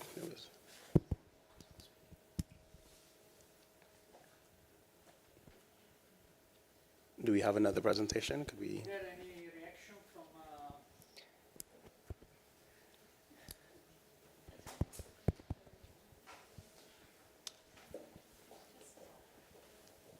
C'è della musica magari. Okay. We'll put some music in the meantime and then. Can you sing? Huh? Can you sing? Maybe yeah, she can sing, but don't guarantee people will remain here more than a minute. That's it. Yeah. Okay. No, that's.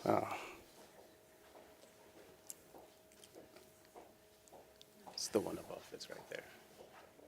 Can you one? Non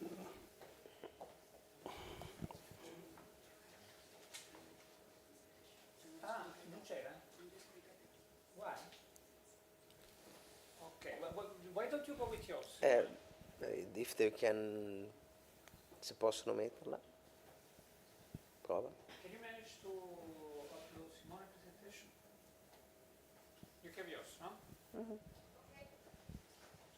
Okay. Oh, okay. Perfect. Okay, good. Sorry about that. Thank you. Okay, and back. Perfect. Sorry for the delay. So my presentation is going to briefly be on, understanding how we can more effectively work with youth populations as we try to address the climate crisis and take climate action. I want to establish a few key points. The first is that there is an observed global warming age gap.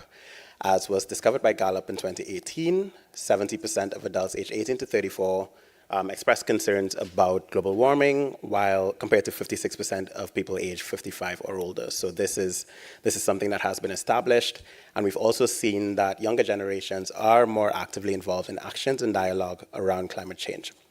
My presentation is going to focus on the clean energy perspective, or youth involved in the energy space. And the reason why I'm going down this road is, one, because I am focused on SDG 7 myself, and also because clean energy or energy sector emissions account for roughly 2/3 of emissions contributing to climate change. And therefore, we don't really see the equivalent attention being paid by youth populations to clean energy transitions. It's sort of an elephant in the room that's not being addressed, and one of the key issues that I work on in my personal work. I'll be presenting on Student Energy's Global Youth Energy Outlook. Student Energy is the largest youth-led, energy-focused organization on the planet. Their Youth Outlook, which was completed this year in 2023, interviewed roughly 41,000 respondents from 129 countries between the ages of 18 to 30 to kind of gather their perspectives around energy, around climate change, around energy transitions. And there are a few quite interesting findings. So the first question that I put out is, how do youth perceive energy sector emissions? So we have here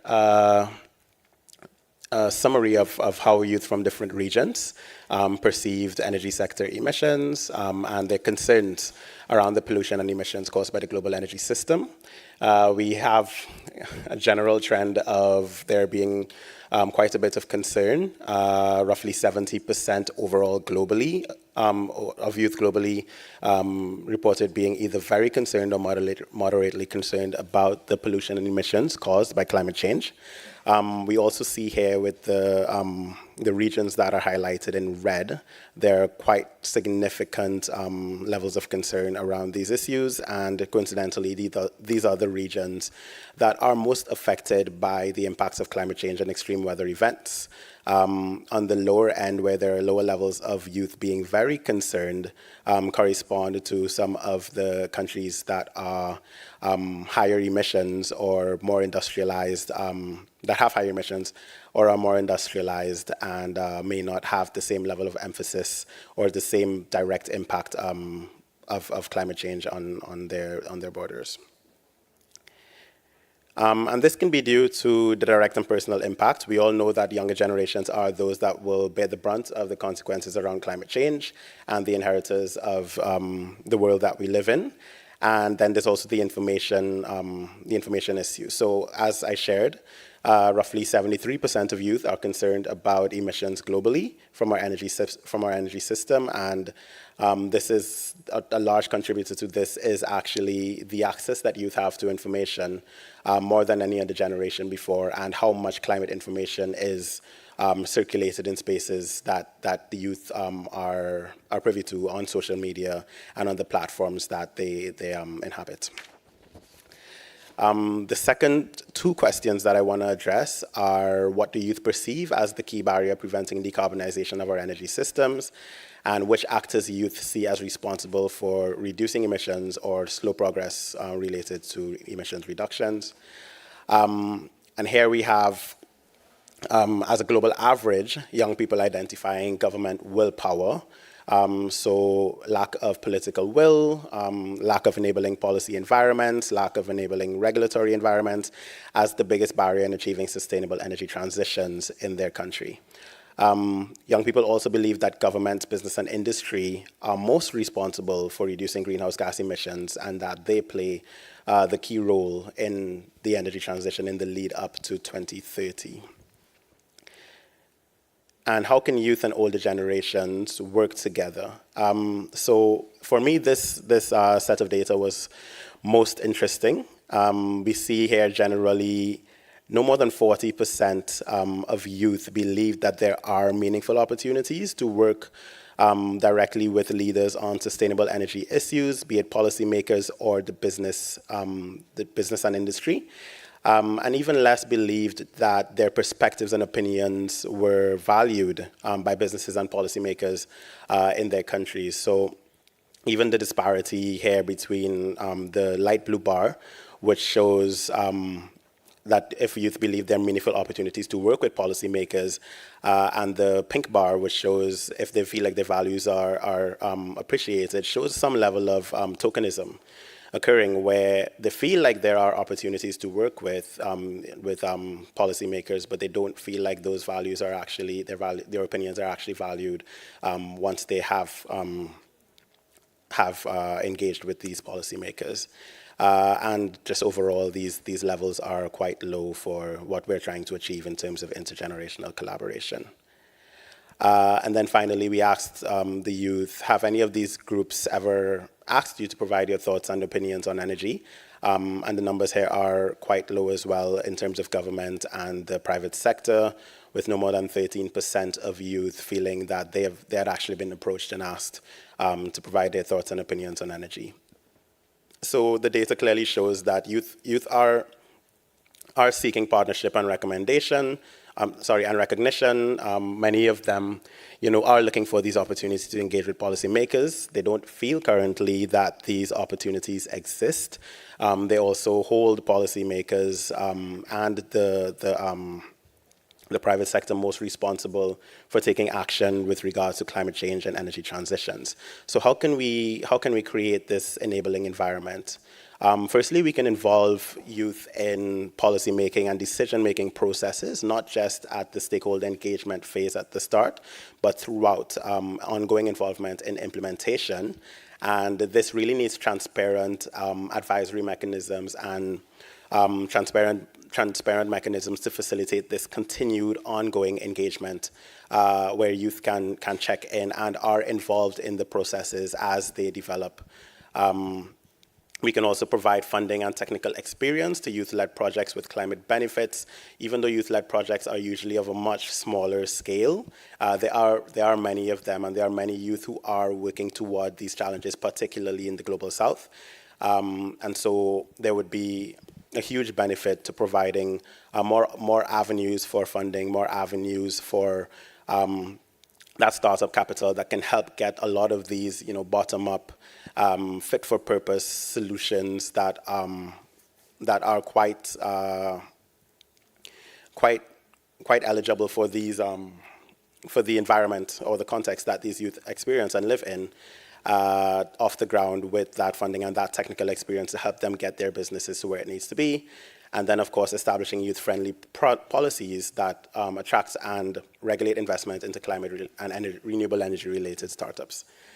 So that's the context that I want to set for the discussion from the youth side, and I'll happily hand it over. Yeah, thank you. Thank you very much. Well done. And over to Simone now.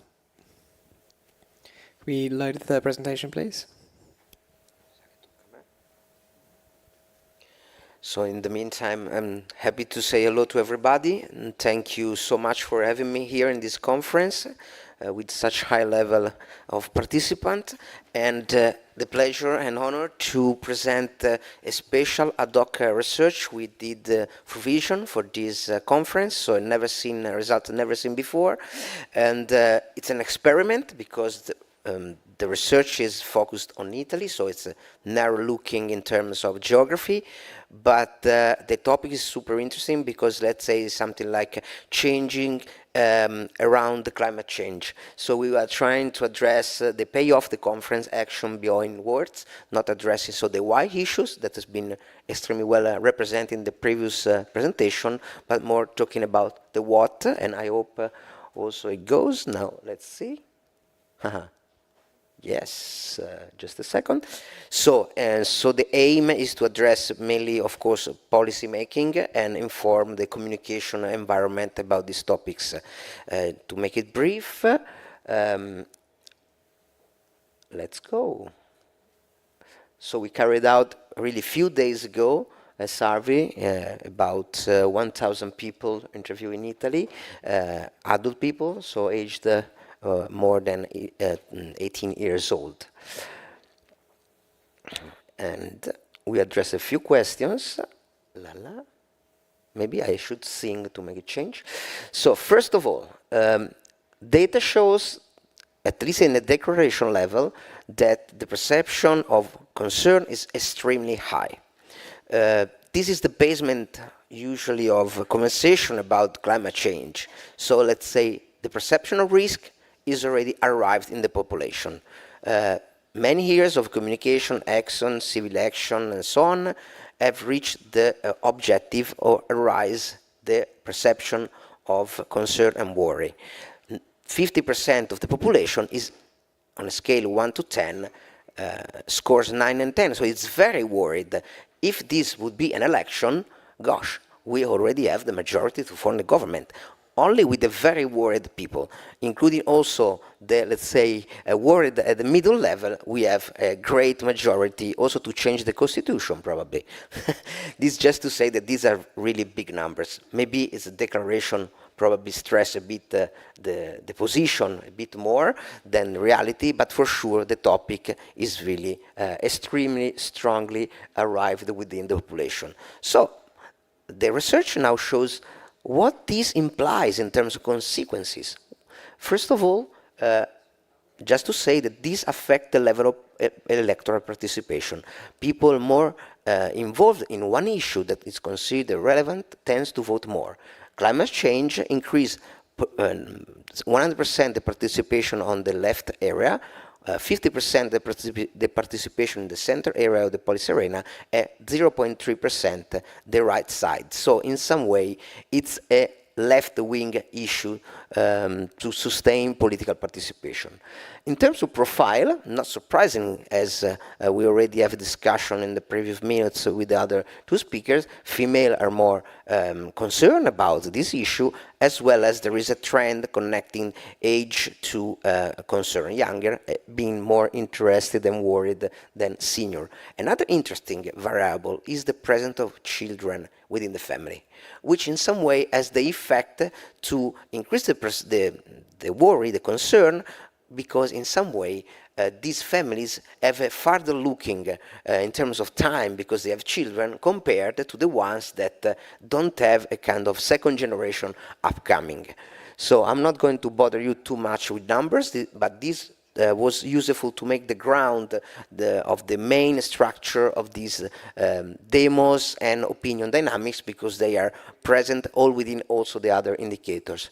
The second issue, so we asked about the effect, expected effect within 10 years on their life of the two, let's say, main alternative. Climate change continues, we don't know we don't do anything, what do you expect for you in the next 10 years? Which impact of this not action? And secondly, which is your expected impact if we do something, which means, in general, of course, we push, we work together at all levels for the energy transition. So this is very, very super interesting because we see that for both situation, the impact, which is represented with a black ball, for 4 different areas. The first is cost of living, the second is health and well-being, the third is housing condition, the fourth is working career. So 4 great areas of life for everybody on a daily basis, on a strategic base, not just behaviors, but really cost of living, career. So it's which is the impact of climate change in the next 10 years or energy transition in the next 10 years. For both the 2 options, there is a big impact. The numbers in the black balls are higher, you see, for climate change. So in general, climate change, if we don't do nothing, our life will change in the next years more rather than if we do something to improve the energy transition program. Moreover, the second level of the graphs shows red balls because we also asked if the change, the impact was positive or negative. You see that the numbers are highly more than 50% for all the area of climate change. We don't do nothing. So they expect not only a bigger impact, but a bigger negative impact. You see on the line below that the impact of an effort for the transition not only is less negative, but also concerning the well-being and the health expected, show a prevalence of positive attitudes. And the only, let's say, topic which is a bit more difficult to forecast in terms of impact is the area of career and work, which means we are not sure really how the different economic sector would change if we run more into the transition, which I anticipate a little one of the conclusion is also depends on the fact that it's less clear what is the energy transition. In the panel before, we have understood how much complex is the topic. So it's much more easy to have a general feeling about the climate change rather than the energy transition. There is much more work to do about informing better on the energy transition and its impact and these elements and these factors and these players and the opportunity it brings. This chart, a bit more complicated, compares in terms of age bands, young adults and senior, the 2 different options, so between don't do nothing and let's wait the impact of the climate change on the first line. Secondly, if we do something and so we perform more towards the energy transition.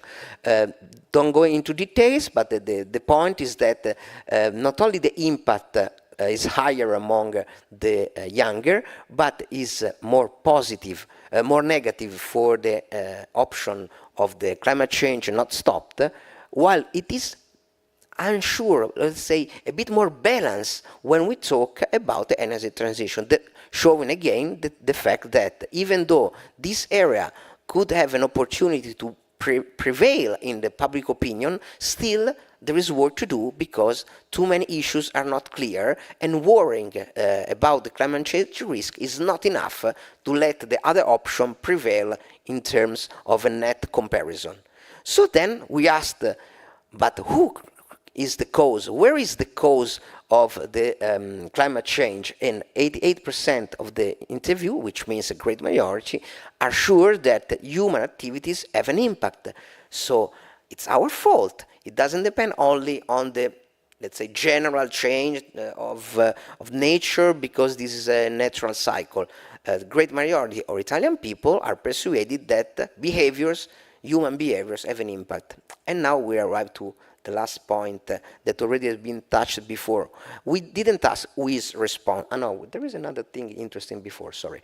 And there is also a strong connection between worry level and the relevance of the human impact, which means the people that are more worried, which are great majority and which are in great part younger, think that the mankind is responsible, which means if mankind do something to change, the climate change will reduce and my worry will reduce and so on. But the others, so the opposition, let's say, on the that imaginary parliament, is smaller, but is also connected to the idea that we cannot do anything. So we are not worried, we don't do anything, and nothing will happen. These are a minority group of the population. So after all this, we would expect at the end, when we talk with the last question, about personal behaviors, that would be a great impact on personal behaviors, but it's not. It is not like our friend before showed. When it comes to who should do something, we didn't ask, but they asked for us in all the world. People tend to address the responsibility of action to somebody else, the government, institution, companies, and so on. So even if we talk about very easy, super easy examples like using reusable shopping bags, which is on the place since, I don't know, 20 years probably, or something like that, or use energy-saving appliances and turn them off, which also means you pay less for your personal and family energy bill. You see that the percentage of not doing it is still pretty high. It's around 70%. And the willing to change, yes, sure, it's higher than 50%, but oh my gosh, we're talking about nothing. Even if we go to something more difficult to do, the percentage drops enormously, which means, again, that probably worry and fear is not enough to make people change behavior, that still, even for climate change in general, the responsibility is drafted towards other players, and maybe also the impact that we would have to make a change would be greater if we work more with industries, with companies, with processes of production, rather than working with the consumer. But for sure, education and information about energy transition must be strongly improved if a higher effect that we want to achieve, because fear has reached already the impact it could have already had. Thanks for listening. These are some more information, and then this is the architecture of our network, but you can find it in your folder. The presentation is over. Thank you very much. And finally, over to Mira. Steal that from you. Let's see if you manage to handle it. Yeah, that's the question.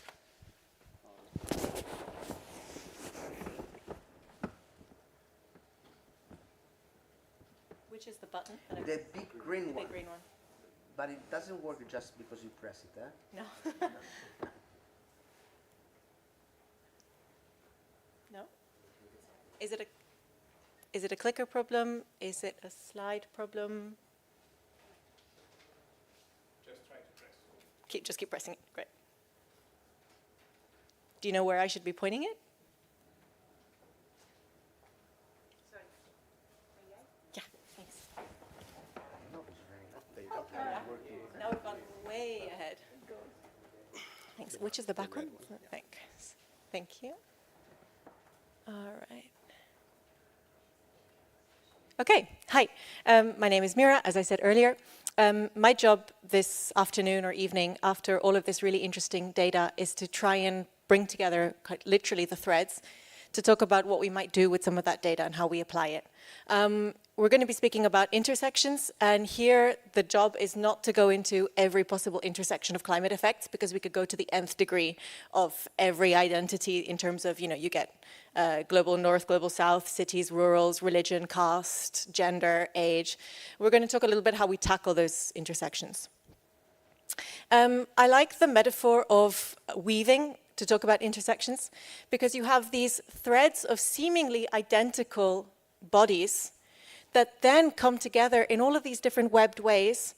And the reason that they create meaning is because of exactly where they fall on that tapestry or on that piece of woven work that comes out, and also what they cross with and what they intersect with. So these strands of yellow or strands of red or different colors you get come out to something very, very specific and meaningful. So today I'm going to talk about intersections in terms of that localization and sort of space, and also in terms of interaction.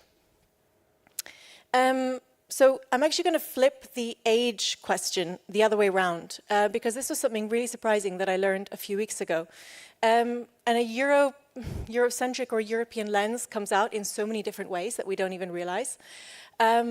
Judy Obel, who is working on a series of projects largely in Africa, but also in Latin America, and is the head of the Grandmother Project, was explaining how we lose track of how many projects come from a largely Western context into a Latin American or African context, and put this massive emphasis on young people in terms of training and making cultural change and making policy change, actually neglecting fundamentally the role that elderly people play in the community. So she actually went and interviewed communities, and you had elderly communities coming out saying, we used to be the ones who are training and talking to young people and making a change. And why is it that every project is coming in and pushing us aside and waiting for us to sort of sit at home and be told what to do later on? And simply by flipping that and putting in interventions that were working from all sides of the community, they were actually working towards behavioral change and structural change that was a lot more long-lasting, because it was rooted in the role of that gender or that age in that space. Actually both, because she worked specifically with grandmothers.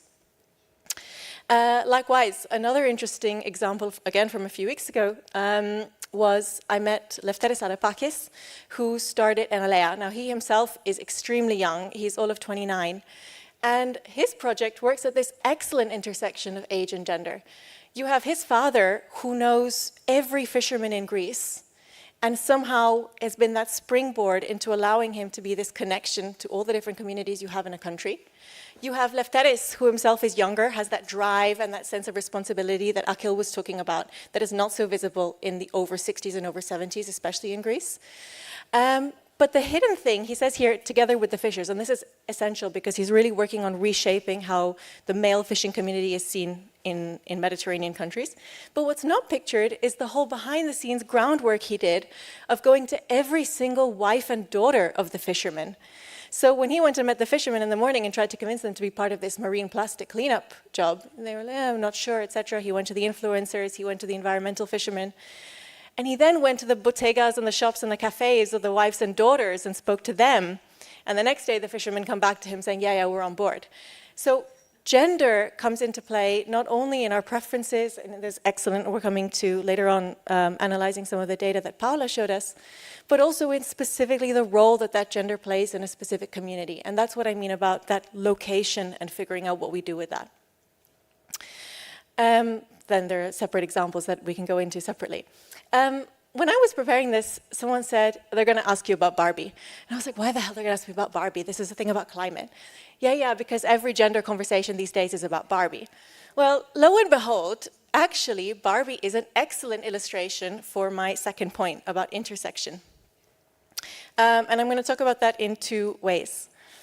Firstly, we saw this interesting data from Paula about how women respond to climate change and respond to environmental issues. In response to that, or recognizing that, we have had now decades of movement of working to redress that balance of where women are in terms of their roles in the world, and bringing that knowledge into mainstream spaces. So we're bringing more women into STEM, we're bringing more women into policy making, we're not where we should be, but we're working towards that. The trouble is, we're trying to redress a balance by addressing largely only one side of the population equation. So you're bringing women into a policy space, but into an actually unequal space, firstly, and into a space that perhaps has slightly mistaken approaches to how we're working with the economy and policy. And you're not redressing the other side in order to create a more equal collective shift forward. So we're not enacting enough policies that shift towards changing the narrative for men as well. You have every number of ad campaigns and projects that are changing, bringing women into climate and technology. You don't have the same shift towards bringing men more into the domestic and social and community spaces that Paula alluded to as essential parts of that socialization towards a more cooperative, compassionate, nature-oriented society. And why is this particularly relevant? It's not only because you're creating a total imbalance, you're expecting everything to come with one side and not the other. You're actually also leaving behind, to some extent, the male side. And this is a controversial element, but I'm going to explain why it matters. When we shift these role models, this is why Barbie comes in, you shift these role models and you have images of women and different generations being able to engage in policymaking and science in meaningful ways. If you don't shift those role models for the majority of male populations, you are creating a gap that is actually already being filled by role models that we don't want to be filling those gaps. So you have actors like Jordan Peterson who are coming out, and yes, they're famous for their quite sexist and macho approaches to masculinity and to raising young men, but also weighing in on climate change. So throwing in climate doubt with the young people who are following them. Jordan Peterson in February had like 6.5 million followers on YouTube and has added another million or million and a bit since February. We spoke earlier about the international reach of information. Actors like him are accessible all over the world in terms of how you're influencing young generation. So by creating these identity gaps, we're pushing towards a politics that is more conservative, not only in terms of gender equality, but also in terms of climate policy, and driving a young generation of voters that's more likely to vote in actors like a Bolsonaro or a Trump, or something that's going to redress everything that you're trying to fix on the other side in terms of the women's actions. So maybe in the question and answer section, I'll discuss a little bit more about what these actions would look like. But to come back to that metaphor we had at the beginning of this tapestry, if you have these intersections, but you don't pay attention to where they fall, you lose the entire picture, and you lose everything that makes sense about where these intersections of gender and age come together. And if you forget what you're intersecting with, and you try to fix only one side of it without moving your entire society forward in a way that's supposed to balance both and create a holistic movement towards more climate-oriented behaviors, you risk the entire thing unraveling. Thank you very much. Before we carry on, I'd just like to invite you all to give a massive round of applause to our four fantastic presentations there.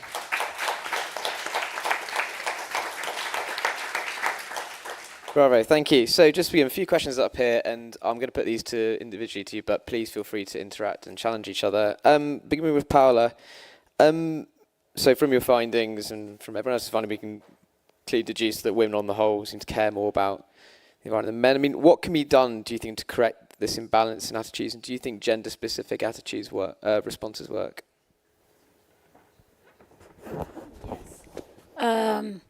Yes, this is part of a broader, let's say, commitment towards gender equality. So it's not only because, I mean, it can be seen as one of the reasons why we care about gender equality. So basically, when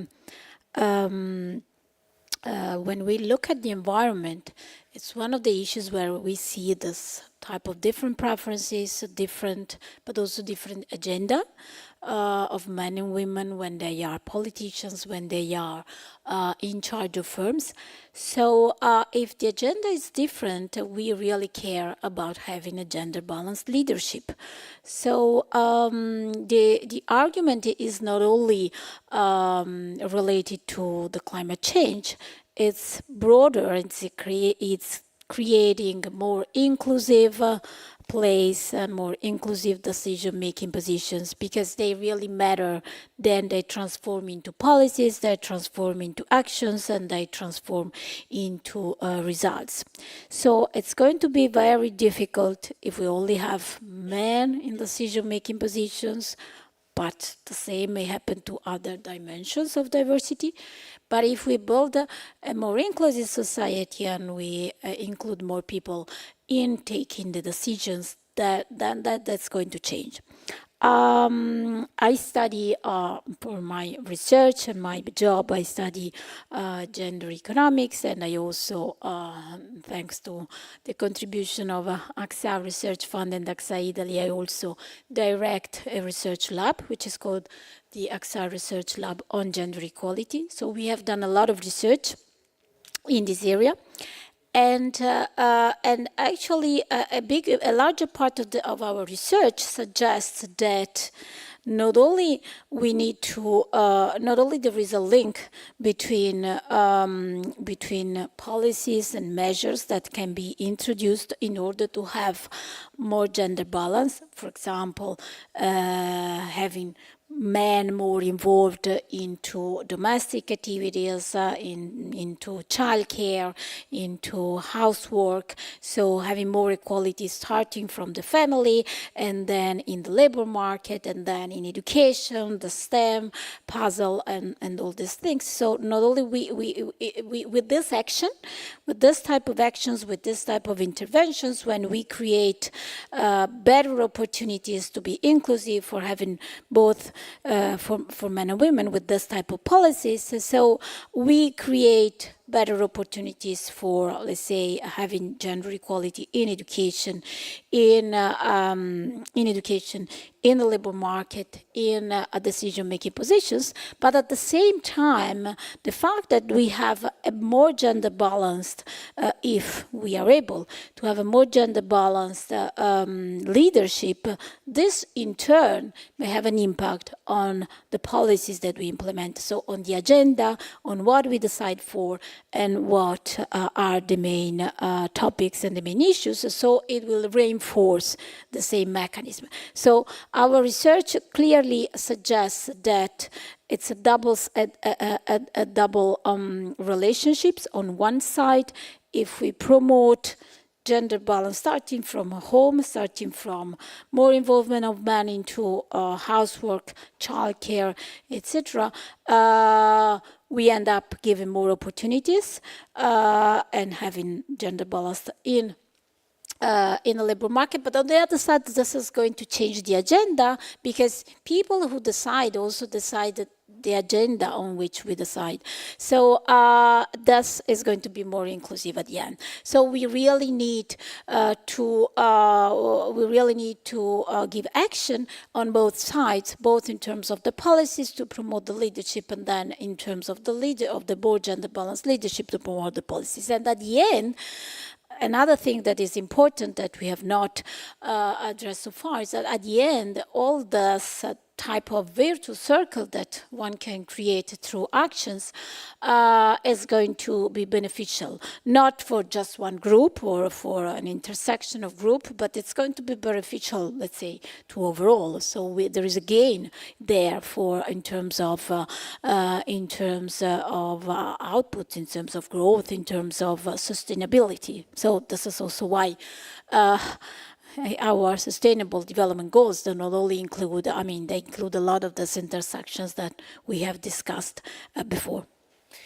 Thank you very much. And Akhil, when it comes to the imbalance across different age groups, again, what are the practical solutions? You touched on involving young people more in actual policy making. What do you think that could look like in practice? That's a good question. And before I answer that specifically, I would also like to expand it across the board, away from policy making, and also to projects, programs, and initiatives. So basically a holistic inclusion of young people, platforms for advocacy and dialogue. I actually think that this conference is doing quite a good job of making sure that young people are mainstreamed in the processes that actually shape the outcomes. So I think we can really take a note from what's happening here. But also, as I was saying, at the project level, there are many opportunities. I can pull one from our work where we are, as SE for All, we're involved in a project called Powering Healthcare, where we're electrifying healthcare facilities in Sierra Leone. And as part of the planning process, alongside the FCDO, we were looking from the jump to see where there are opportunities to mainstream youth into the work that is happening. And of course, where there is infrastructure development, there are job opportunities.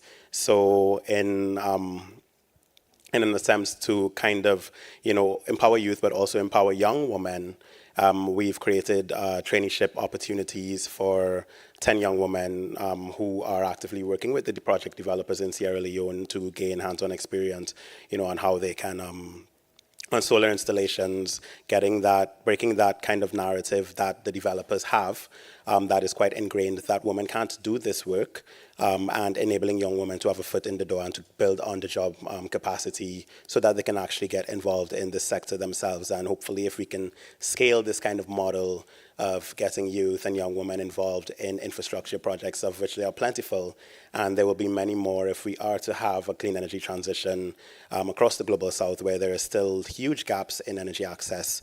That's a very impactful way that it can be done. For instance, on the side of policy, I can also draw another example from our work, which I spoke about in the focus group that we had today, the group 4, where I spent the last 5 months in Barbados working with Prime Minister Motley's government to develop an energy transition and investment plan, which basically is a modeling exercise which looks at Barbados's climate goals and targets and basically maps out how their energy transition would look based on their reality.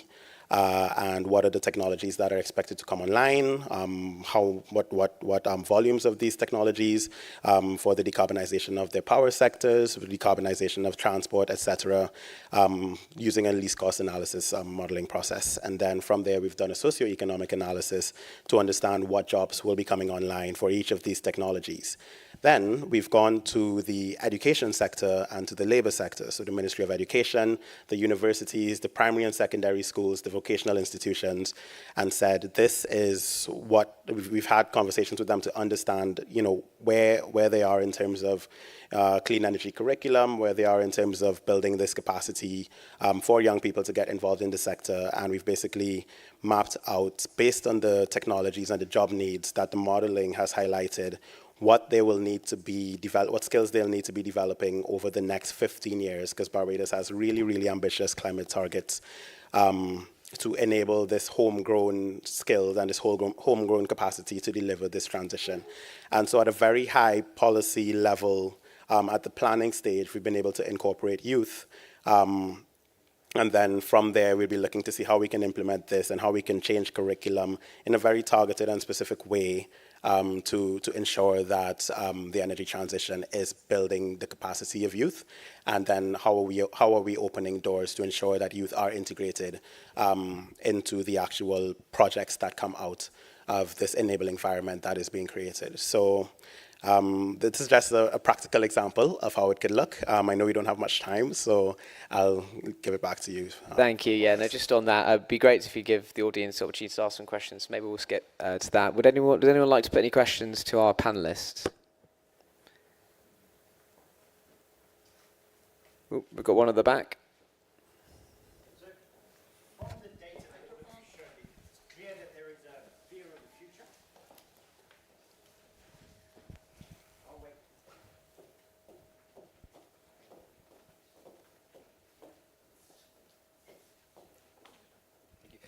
So from all the data that you showed, it's very clear that there is a fear of the future with everybody. But it seems that the fear of the here and now, the cost of living, the ability to support themselves and the family is greater, and that far outweighs the fear of the future. Is there anything that in all your work has shown how we can ameliorate that fear of today rather than just economic handouts? Are there any things that we can do which will balance between the future and now? I'm going to put that to both of you. Simone, would you like to?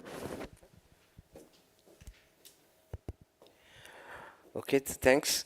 Well, the data show this, and also that there is a difference between the length of what future means depending on the status, the age status, let's say, of the people. First of all, I would say this comes out in several other areas of research, which means that this feeling is generalized and not only regards the idea of energy transition, climate change. There is a big fear for the future because there is much more uncertainty in general about what is going to happen to each single life, let's say. I will make a very simple comparison. The generation of my father was living in a world that was first world, of course, in Italy, but I think compared the different age, more or less can be equalized in other areas. It was an economic boom from one side, and the job was coming to them without seeking for it, and you know more or less that you can do something and that could last for a lot of years.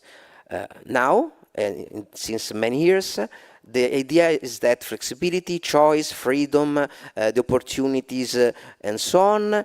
So from one side, you have to seek your life, and from the other side, which is my life is a big question. So this means that the structure of society is completely changed. If I should recommend a political action, I would leverage more on because you cannot really affect all this structure with a policy, a single policy or something. I would suggest something that regards a bit more the communication.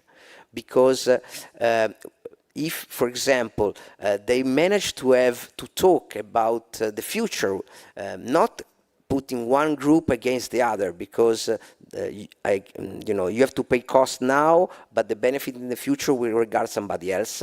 That would be an inclusive way to do it. How, for example, well, why not having a minister for the future, a minister for the short-term future, and a minister for the present?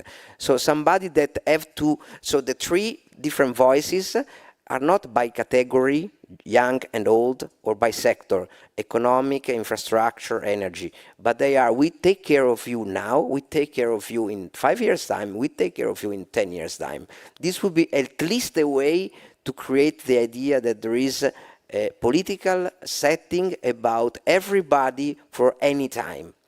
Then what we have to do inside this policy making is, of course, something to deal on. But at least not make one group against the other in terms of cost now, pay later.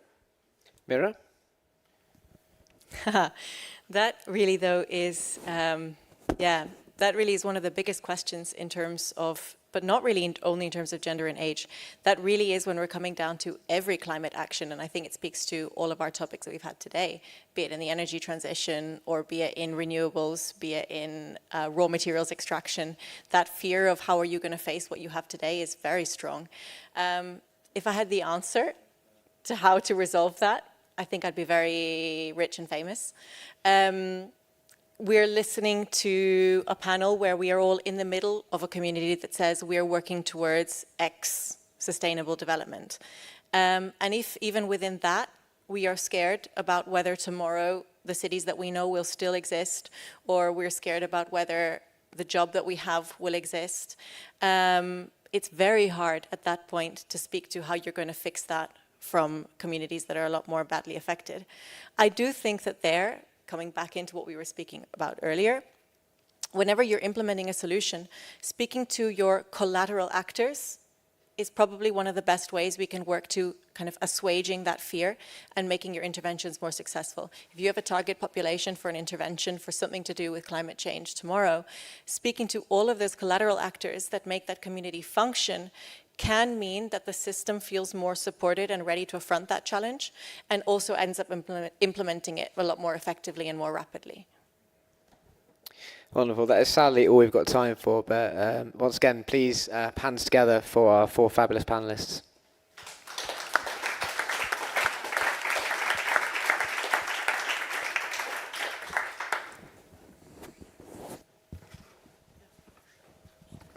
Okay, now's the time to say goodbye, but just for sort of about an hour. We'll go to dinner. Yeah, everyone is compiling a report, right? Yeah. Yeah, and now is time for a break, and then we are going to go to dinner. And don't show up here tomorrow, because the conference will not be here tomorrow. It will be in the castle, in the Castello de Buon Siglo. So don't show up here tomorrow, but show up for dinner tonight. Thanks a lot.